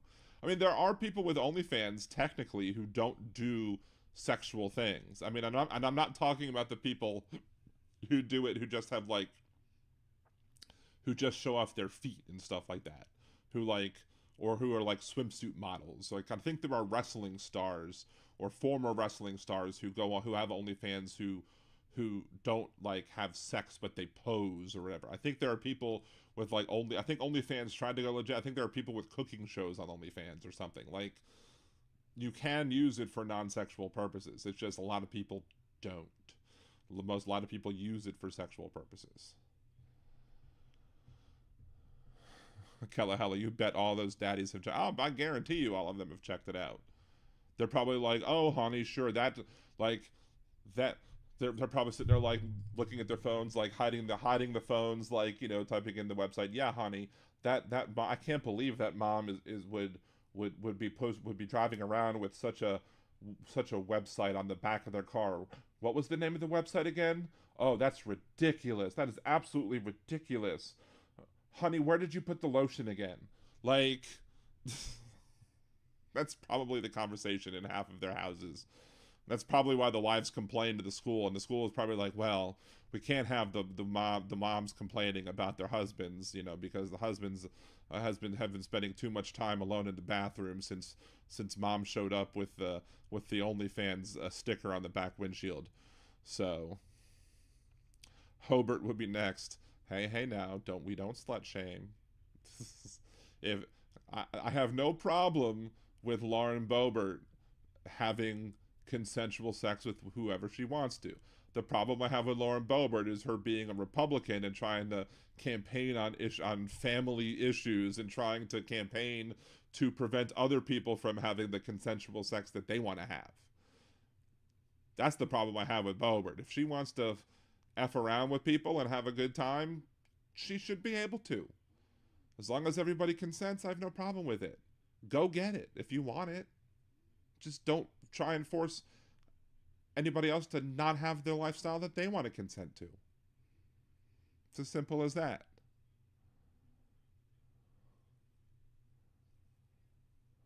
Nerd Misha, no kink shaming and no yucking and yum, safe here. Right. Well, as I said the last show, the only yums I yuck are if your yums are not based in consent. Like, if your yums are require a lack of consent, then yes, I will yuck your yums. But if your yums are consensual, if they're based in consent, then I don't yuck your yums. I might not understand your yums. I might not want to participate in your yums, but have fun with your yums. Yeah, exactly. Adam West says, what was the name of the account again? Be like them in the bathroom. Honey, what do you do? What's taking so long in the bathroom, dear? It's like, nothing, dear. Where'd we put the lotion? I think we need more. Put us some more lotion in the Walmart list.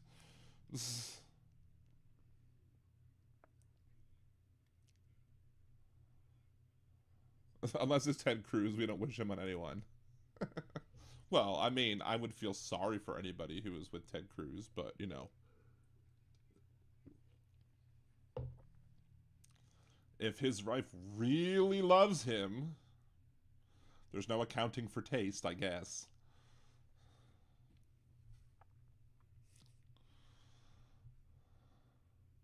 Honey, don't make so much noise next time you're reading. Honey, why does it sound like you're making macaroni and cheese in the bathroom? Why, it sounds like you're stirring macaroni and cheese in there. What is that? Oh, nothing, dear. Nothing, dear.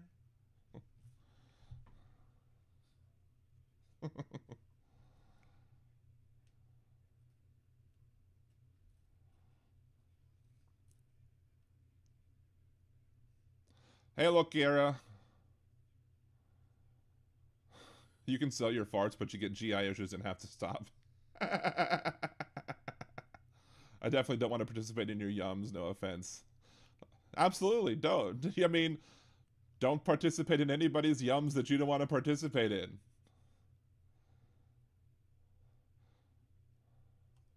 That is a gross sound. Yes, it is.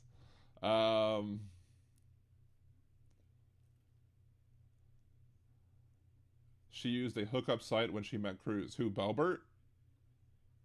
Wasn't it Bobert who was supposedly, allegedly on some sort of like escorting type site when she met Cruz, like, and she was like somebody else's escort, and then like Cruz convinced her to run for office, and that's how she ended up running for office.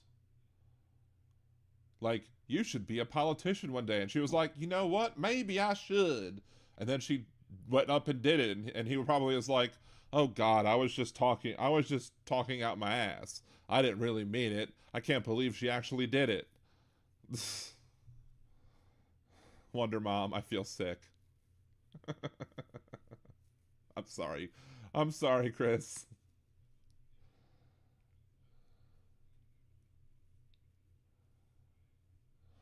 Or, wait, I need to have the little tiny cup from Wayne's World. If you're gonna spew in this.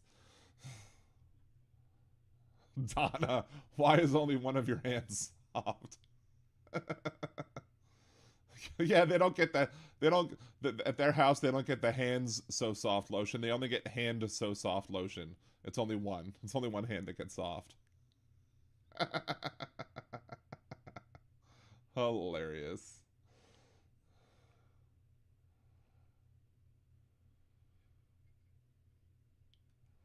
Man, we took a turn in this show, and it's not even 10 yet my time. Usually we don't take this turn until 10 o'clock, until like 2 hours into the show. We turned this way, or we got this way early today. Wow.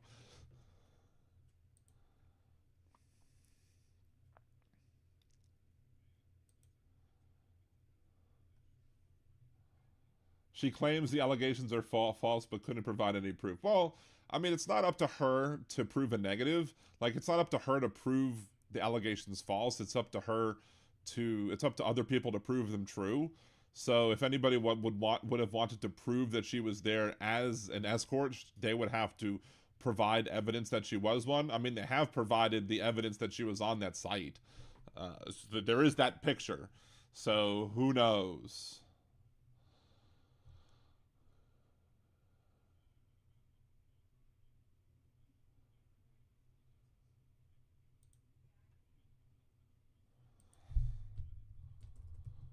Let's see.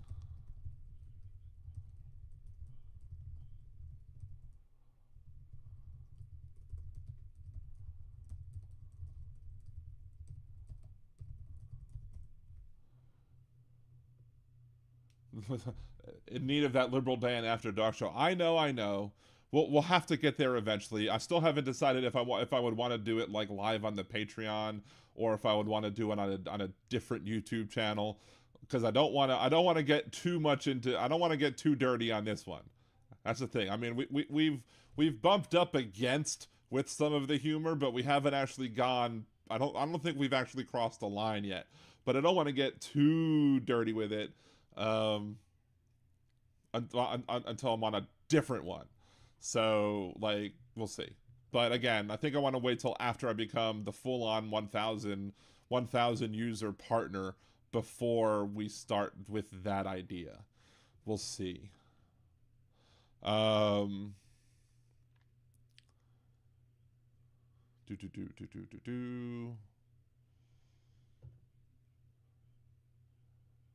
Easy E. She looks too much like the Wicked Witch of the West with her nose, but is not bad looking. Well, I mean, the problem with Bobert And the problem with a lot of people who you might look at and you might think they are like traditionally attractive or whatever is that once she starts spewing her vile hatred, like that black ooze that exists in her just starts seeping out of her pores at that point, and it's just like, no. I'm like, I can't, I couldn't. It's no.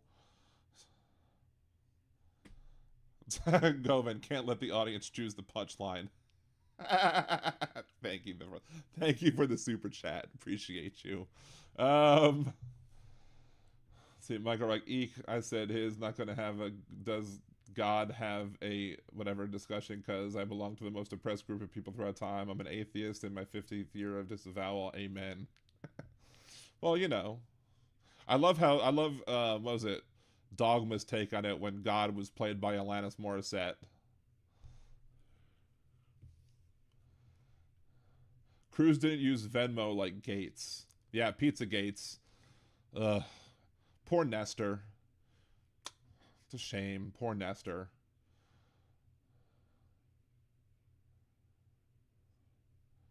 Just, I don't know. Like, I don't know. Yeah, I love the movie Dogma. Dogma is great.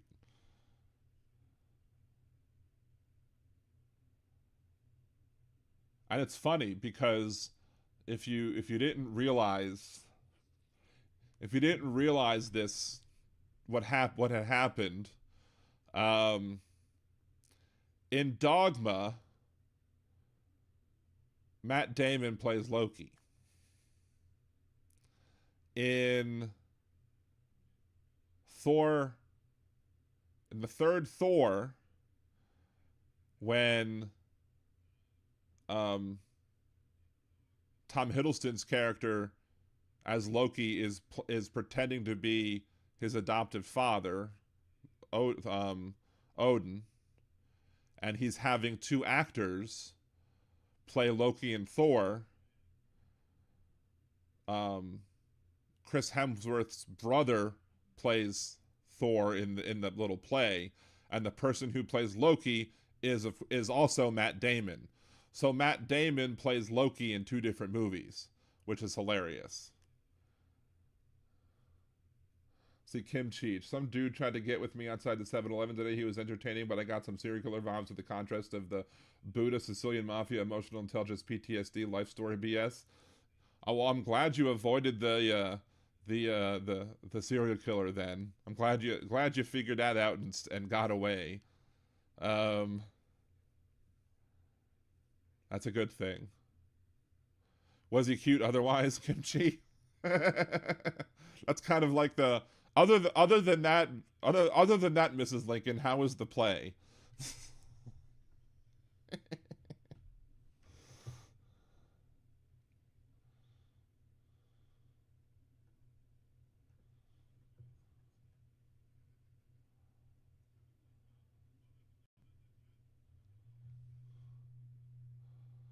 See, back to politics for a second. On the show, I have been doing something where I did want to do a Governor Landry watch or what have you, because we have Governor Landry, who is a horrible conservative, horribly misinformed individual, and I don't understand how he got his law license. But he had this giant committee that he made of how to fix New Orleans that was made up of hardly anybody in New Orleans. Committee members tasked with making recommendations in New Orleans to Louisiana Governor Landry submitted reports last week and said some of their advice is already being implemented in hopes of improving the city. One early recommendation is that the new governor deploy state police to the city year-round, not just for big tourism events. Committee member Greg Rusevich, CEO of Transoceanic Development, said that's already in the works. There will be a troop NOLA, and the difference this time is that it will be a permanent deployment. What's unique about this is now we have 24/7, 365-day state police. It's a permanent deployment that can give a lot of help. Committee member Bishop Tom Watson, senior pastor of Watson Memorial Teaching Ministries on St. Charles Avenue, said he was encouraged by Landry's focus on New Orleans crime. One of the things I was pleased with when the governor came into the transition team meetings was that he was concerned not about the French Quarter, but about New Orleans East, and the antenna went up for me. He's looking broadly to help us with the crime problem. New Orleans Police Department has for years suffered from officer attrition. Having state troopers assigned to the city is seen as a way to help offset the NOPD depleted manpower. Hopefully the troopers that come in are state police who live in New Orleans. That would probably be a good thing. Maybe. I'm willing to give that one the benefit of the doubt. Maybe. Michael Hecht, president of CEO of G&O Inc., also served on a transition committee. One of the things the governor was clear about, in order to make the French Quarter safer, we have to make the entire city safer. So he said we're going to make sure New Orleans East is safer. We're going to make sure the 7th Ward is safe. And that was really good to hear. The committee also suggested the governor work with the legislature and criminal justice stakeholders to make actions related to juvenile crime more accessible to the public. Just give the public the transparency they need on the juvenile crime and where it's going through the system. Further, he says that includes transparency when juvenile offenders escape custody. That should be available to the public. The panel also suggested that new Attorney General Liz Murrill, a Republican, assist with Orleans Parish DA Jason Williams with criminal prosecutions in the city. Before taking office, Landry announced at a press conference at the Superdome that would happen. And it shows that now our elected officials are putting public safety above politics. There's also recommendations about troubled New Orleans Sewage and Water Board. One is for an evaluation of the governance of the agency, its organizational structure, and its funding. There's a question about whether governance should be changed to give the Sewage and Water Board more autonomy, to allow it to have more responsibility in terms of how it gets funded. I don't like that. And for what it makes it more effective. So they're going to privatize it so they can charge us more money. That would be great. Not. The task force also urged for the Port of New Orleans a new international terminal project in St. Bernard. Heck said it is necessary to keep the city's port competitive. If and when the Louisiana International Terminal is built, Louisiana will be a leader in international trade. So that's not New Orleans, that's St. Bernard. We have pockets of folks who have access to good schools. Then I would say we have us off balance. We don't have fairness in terms of access. Well, that's because you went full charter. Committee wants the legislature to consider allowing the conversion of unused school facilities into early childhood development centers. Well, that would be nice if it would be free, but we don't have universal pre-K4 here in the city, in the state. If it would maybe pass something that would allow and enable universal pre-K4 in the state so that people could have universal pre-K4, and that way our students would be better off and get a head start. But no, they won't do that because we have a Republican majority, supermajority in the legislature, and a stupid Republican governor. I will, if they do that, I will completely admit I was wrong, but I don't expect them to do that. Pretty pleased the governor has seemed to accept our recommendations thus far. Boise Bollinger said, and he is very focused on trying to help New Orleans. Watson and the others expect the dialogue with the Landry administration to continue. I'll definitely ensure that not as a pastor, but as a citizen and community leader, there'll be some accountability and follow-up. Yeah, whatever. I don't believe. Water board, you would waterboard people. No, the sewage and water board is the name of our water people. It's not how we waterboard people. Although sometimes when we get the bill, it feels like we're being waterboarded.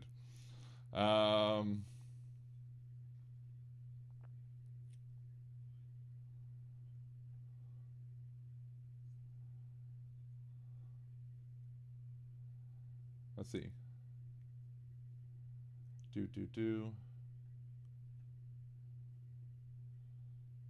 Head Start equalizes the poor and rich. Why would they like it? I don't think they said that they would implement Head Start. I think they said that they would want to give people a head start. I think that's the thing. I think we're reading a little bit too much into it by saying that they would actually implement Head Start.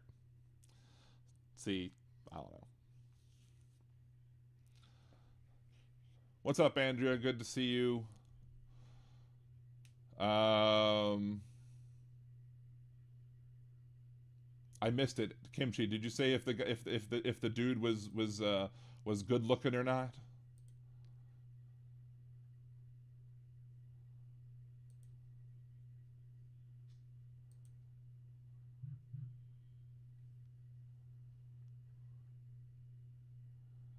Head Start, like as in hunting the homeless? No, not like that. It's in hunting the Maga.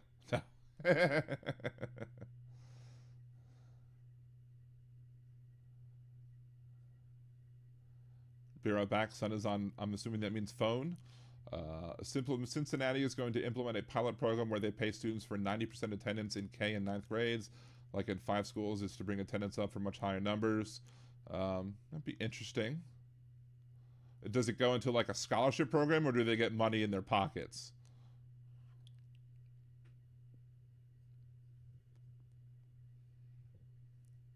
Because that would determine whether or not how much it would work. Because some people would be like, "Ooh, scholarship, that's good." Other people would be like, "I don't want it. I don't want it unless I see it right in my hands." So,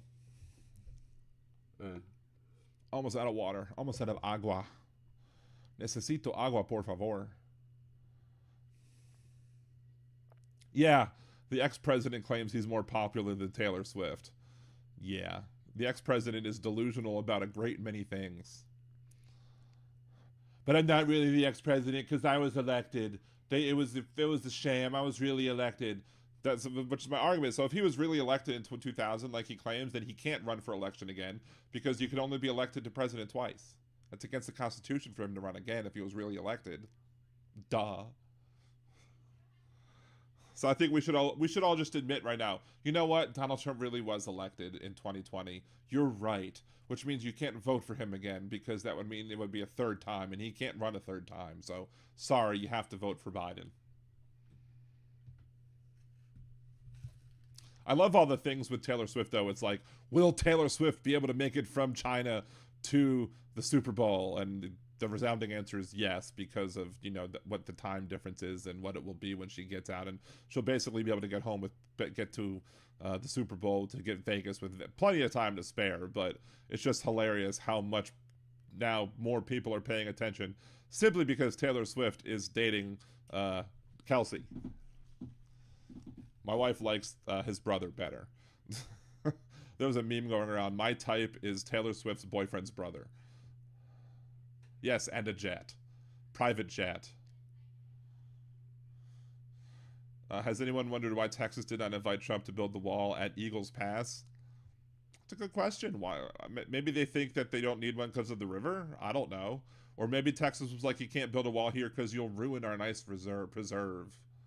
But you can't have a wall here because the reason we have this Eagles Pass thing here is because we want to be able to see the river from where we are. And if you build the wall here, we can't see the river from this nice park. I.e., it's probably another NIMBY thing, and not a not in my body yeet thing, but a NIMBY, a not in my backyard thing. They probably, didn't want the wall right there. But that's why they're building, the barbed wires and razor wire and all the other stuff that they don't have the right to build, that conservatives don't understand that they don't have the right to build. See, Michael Reich, for a very long time, New Orleans cops were the least paid constables in the country, more corrupt than Chicago cops, if you can believe that. I believe it absolutely, 100%, absolutely.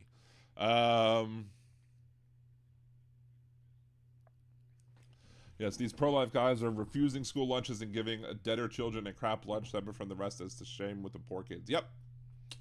Pretty much, it doesn't make any sense to refuse free school lunches for kids.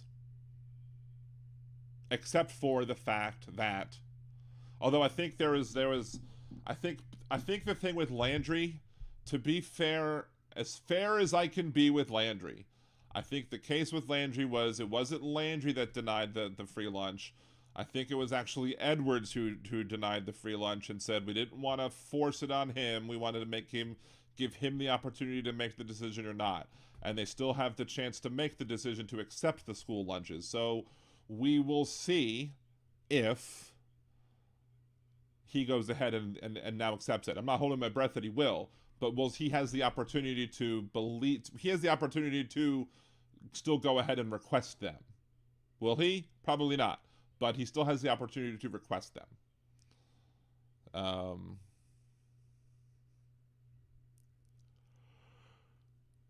I hope she makes it to the game because it'll just make the hypocrites even more angry than they already are. Because they were already, we could just play the hypocrite of the week again, just since we're talking about it. This week's Hypocrites of the Week are anyone who was critical or blackballed Colin Kaepernick, the NFL for blackballing him for taking a knee and then flying a United States-shaped flag during the NFC Championship, which can't be kosher, and then all the ones who whined that they wouldn't watch football after he took a knee and who are now whining about Taylor Swift. Guess y'all didn't stop watching after all. To see who the Liberal Dan Radio Hypocrite of the Week is, tune in every Monday and Wednesday at 8 p.m. Central at liberaldanradio.com and now at Twitch TV/LiberalDanRadio. For more talk from the left, that's right. There you go. All these people who are like, oh, I'm not going to watch football. The woke NFL, I'm not going to watch them because of Colin Kaepernick and him taking a knee and this, that, the other, and blah, blah, blah. And, well, I guess they're still watching if they're still getting mad over Taylor Swift. Well, just like Kid Rock, you know, him making a whole big stink about Bud Light, but then he was still drinking Bud Light.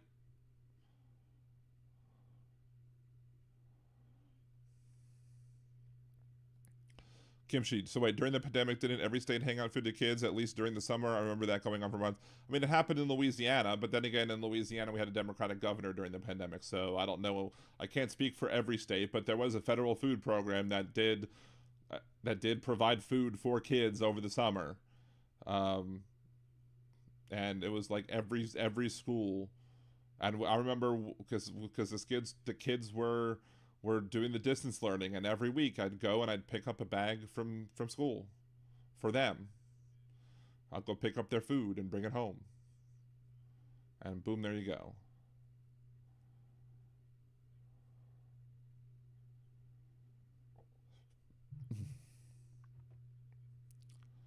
Yep. Can be the flag is not to be displayed horizontally unless it's draped over a casket. I think that's part of the problem. And it's not just the fact that it was displayed horizontally, it was also the fact that it was not a rectangle. It was shaped as as the United States. It was cut into the shape of the lower 48, if you will. Like, that can't be a kosher shaping of the US flag. But yet they're fine with that disrespect of the flag. But you can't disrespect the flag by taking a knee, even though the Marine he spoke to, right? I have it right this time. The Marine he spoke to clearly said that this is the way, that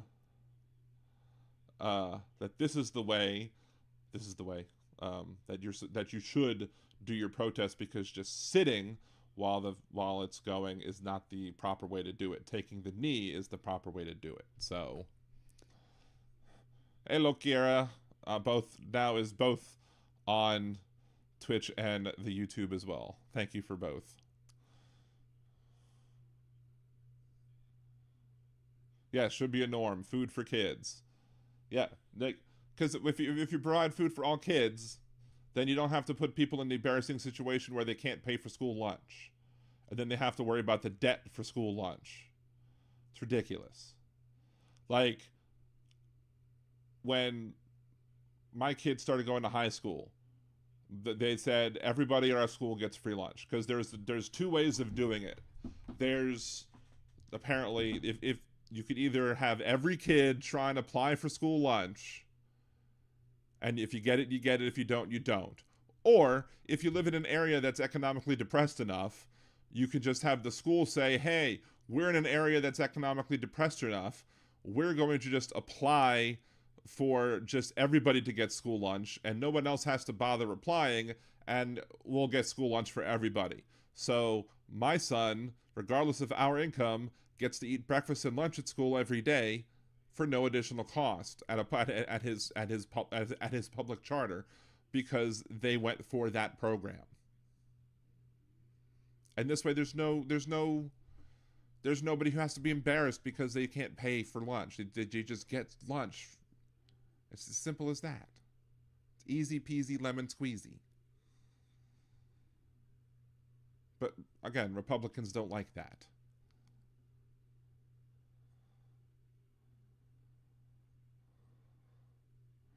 Will Travis Kelce be introduced by the song My Woman from Tokyo by Deep Purple? Wait, why? She's not going to be in Japan. I thought she was going to be in China.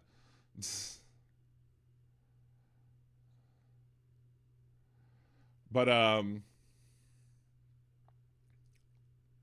it was funny though one time, because there was one time where there was a negative balance on my kid's school lunch.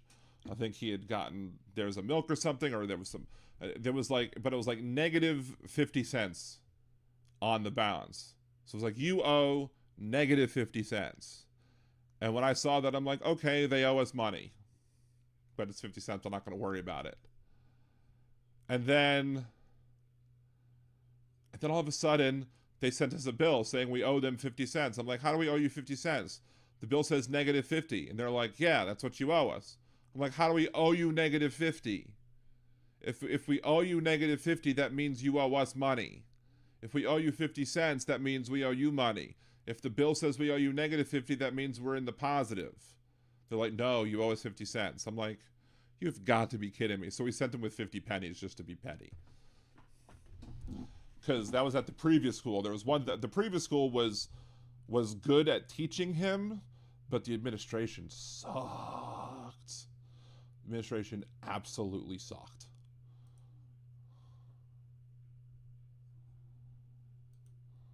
Let's see.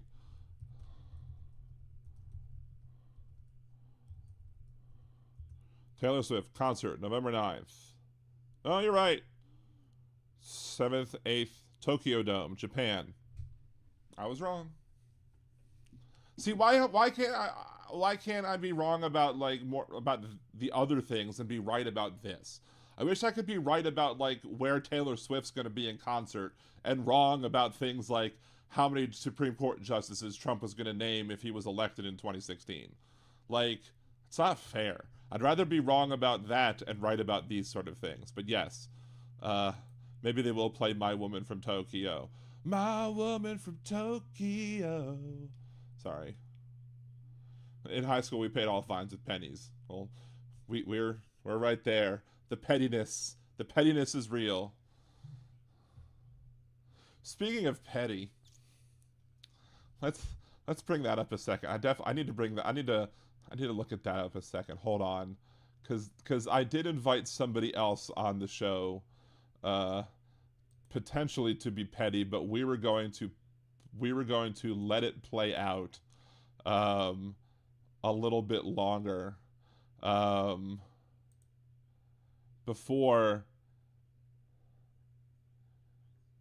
it came out. We were going to let it come out,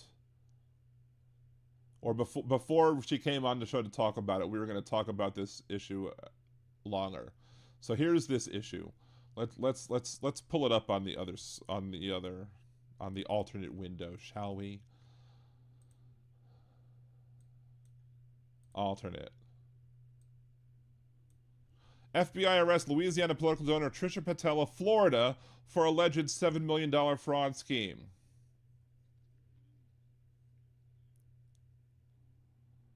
Federal officials have arrested an Orlando businesswoman in connection with a multi-million-dollar scheme that may involve money that was later contributed to a host of Louisiana politicians in the state Democratic Party. The bipartisan slate of candidates who received money include Democratic U.S. Troy Carter, Republican state Neil Reiser, and failed 2023 State House of Representatives candidate Madison O'Malley. If you were listening to the show during the campaign season, you heard some shows where I was talking a whole lot of smack about Madison O'Malley. So Madison O'Malley was supported by the Patel family of Florida. We talked a little bit about the Patel family of Florida, but I didn't want to go into too much detail because I didn't have too much facts about it. Now Trisha Patel has been arrested. The FBI confirmed to the Gambit that Trisha Patel was arrested on December 18th and have alleged that in 2021 she defrauded the U.S. Department of Agriculture and a Tennessee financial company more than $7 million. The Fed said Patel has since been released under conditions to include surrendering her passport and restricting travel within the Middle District of Florida. More than $100,000 of the money appears to have been donated to various political groups via two political action committees run by Blake Corley, a New Orleans-based attorney and business associate of Patel and her family. Corley is also O'Malley's fiancé. Political action committees in some cases have higher donation limits than individuals or businesses. So Madison O'Malley's fiancé is the attorney, and who also, maybe that's how she got that big old fat sum of money, huh? In text messages to the Gambit earlier this month, Corley said he was shocked and disappointed when he heard that Trisha Patel had been arrested. He said he has not been contacted by federal authorities and he did not know anything about the alleged fraud. Sure. Additionally, federal documents obtained by the Gambit allege that Patel was working closely with her husband, Nikesh, who is currently serving a multi-decade fraud sentence of his own. Trisha Patel is awaiting trial and has relinquished her passport and has been ordered to remain in Florida. On December 6, 2023, FBI Special Agent Alexander Duda filed a criminal complaint seeking the arrest of Trisha Patel. The complaint accused her of conspiracy to commit wire fraud with her husband, Nikesh. At the time, Nikesh Patel was incarcerated, awaiting sentencing for a $19 million fraud scheme, and he was already years into a 25-year sentence handed out in 2018 for another $179 million fraud scheme. So these people have committed lots of fraud and just so happened to be hooked into Madison O'Malley's campaign. And her husband, who was a lawyer, who's an attorney, knew nothing about it. I call BS. See, according to LinkedIn, Corey began working for PPP in the role of Chief Government Relations Officer. However, in October 23, in an interview with Gambit, Corley claimed he was unaware of Trisha Patel's connection to the company. Sure. In 2022, Corley created both state and federal political action committees under the name Build USA PAC. According to the PAC state and federal filings, Corley, who is listed as the treasurer for both PACs, registered the federal PAC on June 8th and state PAC on June 29th, with both PACs assets held by First Guarantee Bank in Ponchatoula. 8 days later, on July 7th, 2022, the FBI alleges Trish Patel opened a new account with the same bank, First Guarantee, in the name of her newly acquired company, Precision Powered Products. Campaign finance documents show that almost all of the funds contributed to both PACs came from the Patel family or their business associates, except for a single $5,000 donation on January 19th from an account listed under PPP's name. All told, the Patels, PPP, and their associates donated $145,000 to the state PAC and $25,000 to the federal PAC. Within weeks of creating the PACs, Corley began spending money. On June 22nd, 2022, the federal PAC gave $2,500 to the Louisiana Democratic State Central Committee for an Essence Welcome fundraiser, and the next day gave $5,800 to U.S. Carter's campaign for an Essence golf tournament sponsorship. August 1st, 2022, the state Build PAC USA received at least $95,000 from Trisha Patel and $45,000 from Desai Patel's Orlando-based lawyer. Under his company, Grove Street Realty Holdings. The same day, the PAC donated $100,000 to the Louisiana Democratic Party. Later that month, the PAC donated $1,000 to then Royce Duplessis and $25,000 to State Rep. Mandy Landry, who both ran for the state Senate in a special election. Landry would later be the opponent of Madison O'Malley, a candidate who received support from the PAC. In September and October 2022, so Mandy Landry did get a little bit of money from them, but clearly not as much. In September and October 2022, the state PAC gave $2,500 to Republican State Rep. Neil Reiser, $500 to Orleans Parish Traffic Court Judge Bobby Smith, $2,500 to former State Senator Gregory Tarver of Shreveport, $1,000 to Parish Clerk of Court Donna Galpin, $1,000 to then Democrat, now Republican Jeremy Lacombe of Livonia, and $5,000 to Anthony A.P. Marullo's People Over Politics PAC. In December 2022, documents show the state PAC gave $5,000 to Lambert Bossier III's re-election campaign for Public Service Commissioner. And I think Lambert Bossier III was the one who was running against the individual who was on my show. Hold on. Blanking on the name a quick second. Let me just pull that up a bit. Devontae Lewis. At the end of October 22, Corley and his fiancee O'Malley attended a Diwali event at the White House with Trisha Patel. Also present was Louisiana Democratic Party Chair Katie Bernhardt.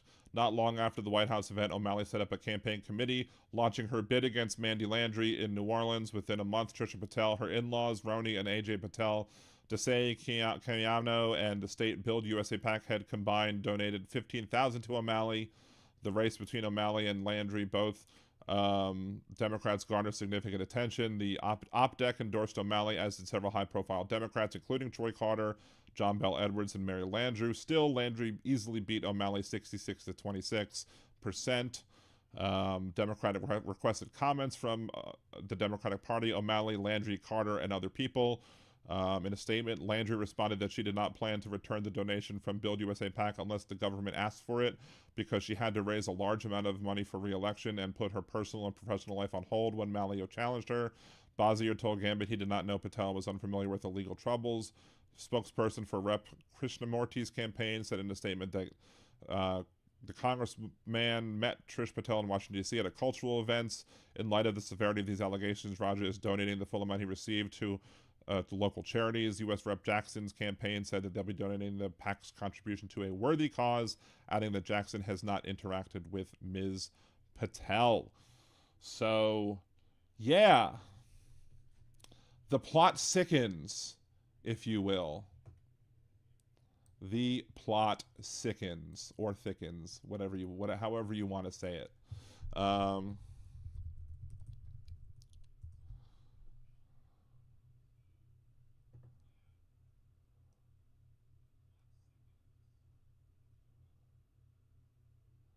Let's see. Hey, Swift's tour dates are important. LOL.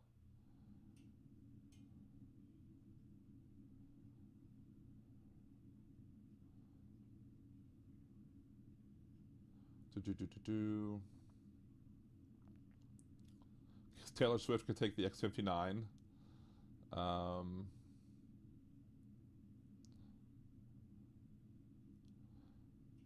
F payment with pennies, that's copper. I say bring back SNH green stamps. Nice.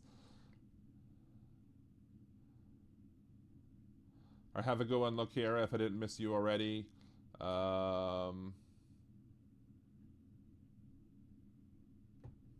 But yeah, so we all were all talking about how ridiculous Madison O'Malley was when it came to everything, but holy crap. Holy crap. Just this whole thing with Madison O'Malley is absolutely ridiculous. Let's see. Where's the... there should be an annual report that she had to make. Maybe the annual report's not due for a little bit more. I don't know. That's the 10 days prior to job. For some reason, like when I ran for office back in 2005 and 2006. I ran for Congress in 2004. I ran for like local office in Kenner, Louisiana in 2005 and 2006. I don't have to file anymore, even though I have debts to myself. But here's the thing. I still get letters in the mail saying, here's when you would have to file and when you wouldn't have to file. Like, why are you still sending me these things? I know that I don't have to file anymore unless I get more contributions. So why are you wasting the postage? Why are you wasting the letters? Don't mail me this stuff. But I should go look and see when the disclosure forms are required to be mailed, because I really want to see Madison O'Malley's annual report. Let's see. Campaign finance portal. Looking at campaign finance reports schedule. Filing schedules. There you go. Filing schedules by year. November 5th primary.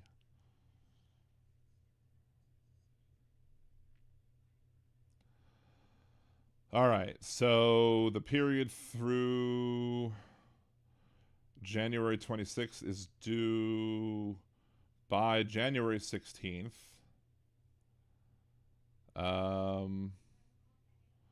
The annual is due February 18th, 2025. So her annual report is due February 18th. So hopefully, maybe by the end of next month, we'll be able to see what her annual report says, because I want to see all of that spicy goodness that might come in that annual report, because that's going to be some more spicy goodness. I have a feeling. I've got a feeling. Anyway, Chris, my kids always qualified for Williams, but I chose to put their education and safety above a free meal. I mean, I went to I never qualified for, I actually didn't qualify for a free school lunch because of how you had to be really, really broke in Baltimore to qualify for the free lunch. But I went to a magnet school in Baltimore City, so it was a safer school, I guess. So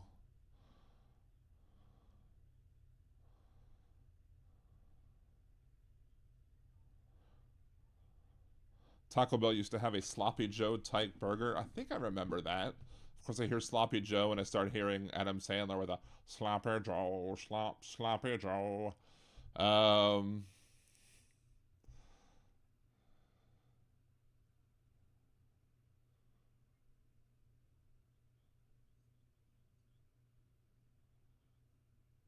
2.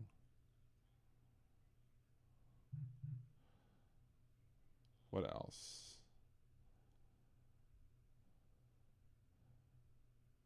First job I had was asbestos remover. Talk about cut the rules and see the government backhanded way to do things. I breathed in many toxic levels of asbestos. Oi. So you might have mesothelioma. Do you have do you get to file via those lawsuits or those commercials that with the lawyer or whatever? The Bell Beefer. Wow. I don't even remember what it was called.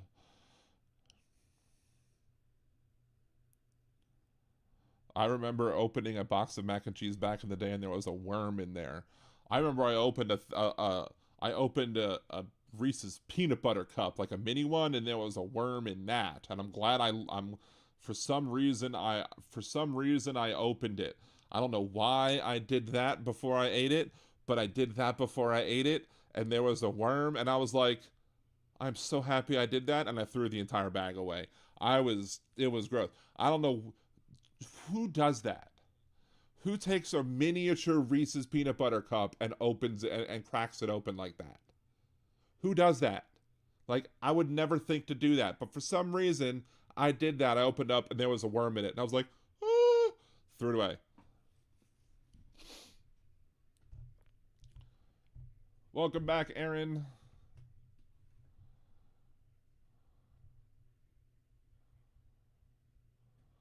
I had tonight actually.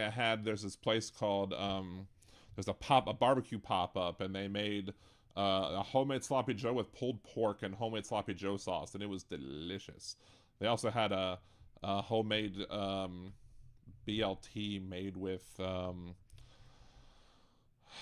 burnt ends instead of, it was like a burnt end BLT where they take their burnt end meat, but instead of making little cut ends and make them burnt end, they cut it this way and made it into like thick bacon. It was so good.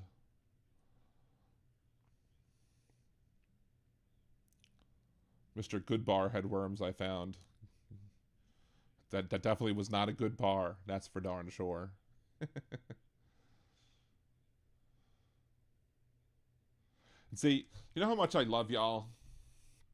Because there was, like, I've talked about how I like wrestling, right?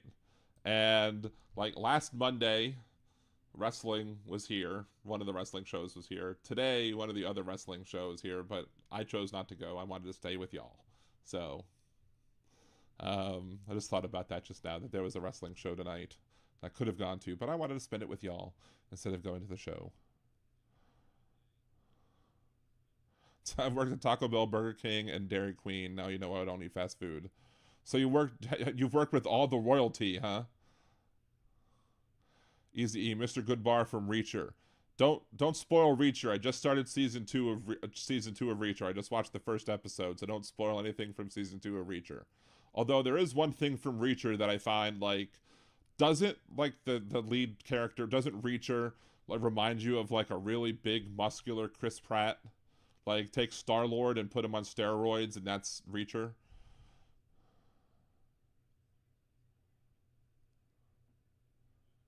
I was at a place one night and a twist tie was in my dinner.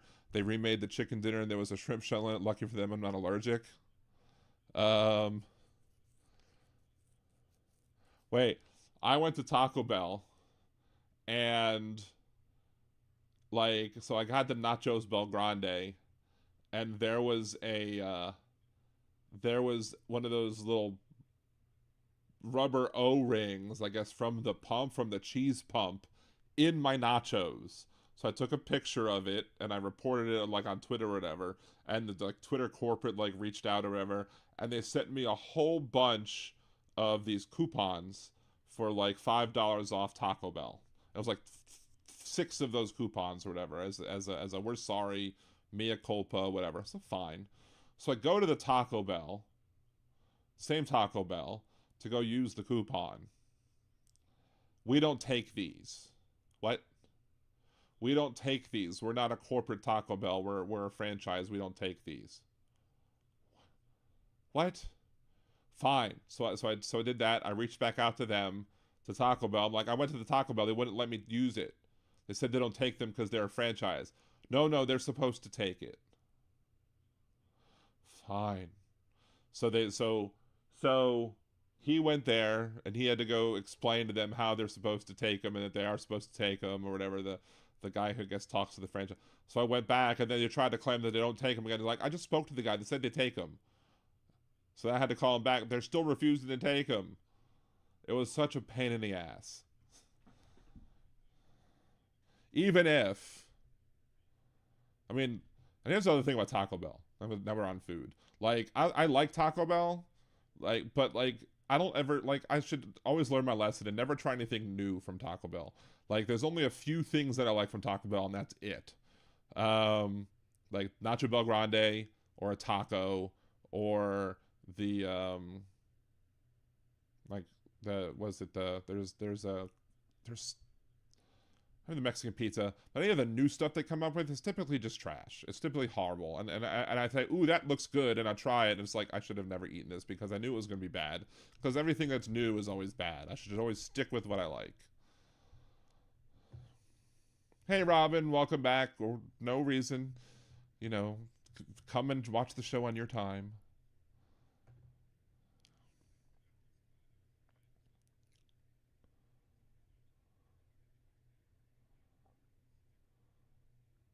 There was one thing that Taco Bell used to have that I'm so mad they got rid of. It was like the Santa Fe Chalupa. That used to be so good, and they got rid of it. Like, I don't understand why restaurants get rid of good things. That's why we can't have nice things, because restaurants decide we're going to be special and different and get rid of the things that people like. Yeah, toxic hell. Nobody what's in the taco at Taco Bell. Who cares? It's delicious. That's the risk you take when you go to Taco Hell. Show break again. Let's just do a show reset. Liberal Dan Radio, talk from the left. That's right. Monday, Wednesdays, 8 p.m. Central. Here on liberaldanradio.com, which is the YouTube channel, or you go twitch.tv/liberaldanradio, which is the Twitch channel. If you haven't followed over there, follow over there. If you haven't subscribed or follow on Twitch or subscribe on YouTube, it's free. If you're on YouTube, make sure to like the video. Make sure to go comment and like and share other videos, especially the playlists, like the case for Joe Biden, the case against Donald Trump. Coming to terms with activism, Fat Man Rants, etc. Unraveling toxic masculinity, all of those things. You can also, if you have Amazon Prime, you can subscribe to the Twitch channel for free. It doesn't cost you anything. You just have to connect your Twitch account to your Amazon Prime gaming account, and then once a month you just got to come in and click the subscribe button and say use your Prime account, as long as you're not doing it on an iPhone. Apparently, you can do it that way, and if you're one of the next 4 or 5 subscribers to do it on Twitch, you get the first badge for being one of the first subscribers over there. Otherwise, other ways you can support the show, you can go to Patreon, patreon.liberaldan.com, or patreon.com/liberaldan. Either way gets you there. You can Venmo me, liberaldan on Venmo, buy me a cider, liberaldan.com, click the buy me a cider button, or you can go to buymeacoffee.com/liberaldanradio and buy me a coffee that way, or cider. Or if you go to the pinned message on either Twitch or YouTube, you can on your phone download the game that I have linked up there. It's called Storm Shot. It's free to play. There are options to pay money if you want to pay money, but it's free to play.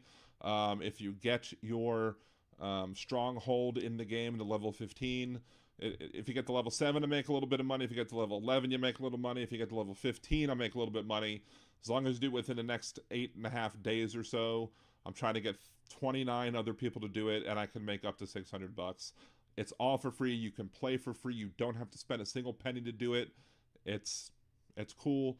There are some things you can do you have to do in game that they don't necessarily tell you to do. That where you can like cash in all of your free gifts. There are all sorts of ways in the game to cash in all sorts of free prizes that you get for making certain achievements to make certain things cheaper. Like, I realized at some point, like, they award you like a bunch of free like wheat, for example, but then like you actually have to cash it in to get the credit and get all the wheat. So it was just like, that's kind of weird, but I figured it out and I got it done, and I'm already up to like the level 11 part. So it's kind of cool that, and I was, again, as I said before in the show, I was very skeptical that they were going to let people play for free and give me money, but I've already determined that yes, in fact, you get to play, and as you hit the levels, it generates credits for me in my little back office thing that I have, in the Stream Elements back office that I have. And I mean, it shows me that I've hit 4. I thought my stronghold got to level 11. I don't know, maybe it hasn't registered yet, I'm not sure, but maybe it takes a second or two. Maybe it takes a little bit more play for it to go all the way through for me to get the credit. But every person that gets to level 15 on their stronghold can get me $20 just for simply playing a game. So thank you, Robin, for the super chat. Appreciate you as always.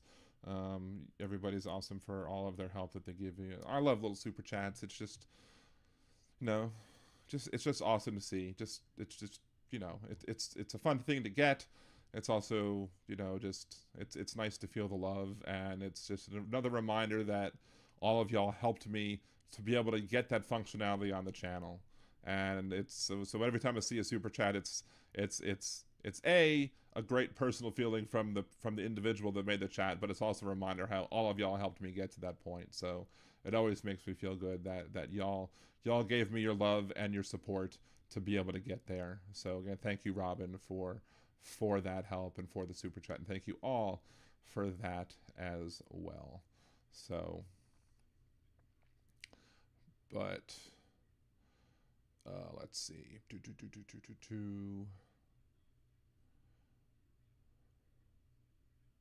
But we did go very long on Monday. Like, we went for a whole 4 hours on Monday, and I was a little wiped out on Tuesday because of it, because I stayed up early, a little too long.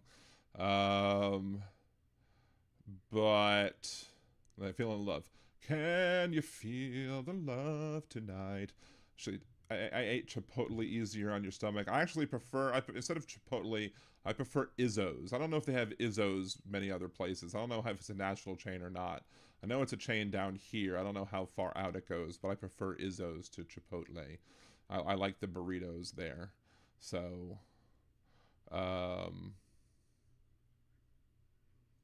but yeah, it's pretty cool, pretty awesome, pretty good burritos.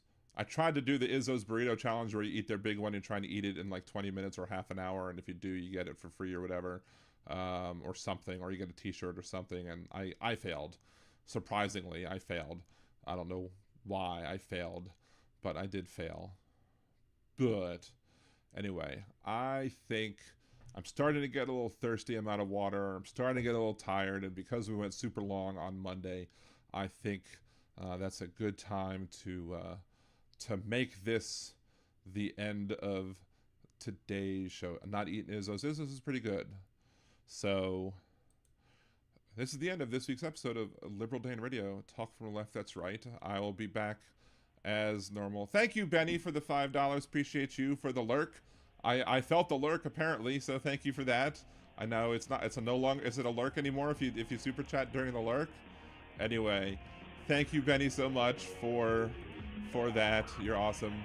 I may do a special, if I do get enough people signing up for the Nerdy Dan thing, for the game that I have linked up there, and I might do a little Twitch stream for Nerdy Dan trying to figure out how to do that and do some of the special raids with some other people.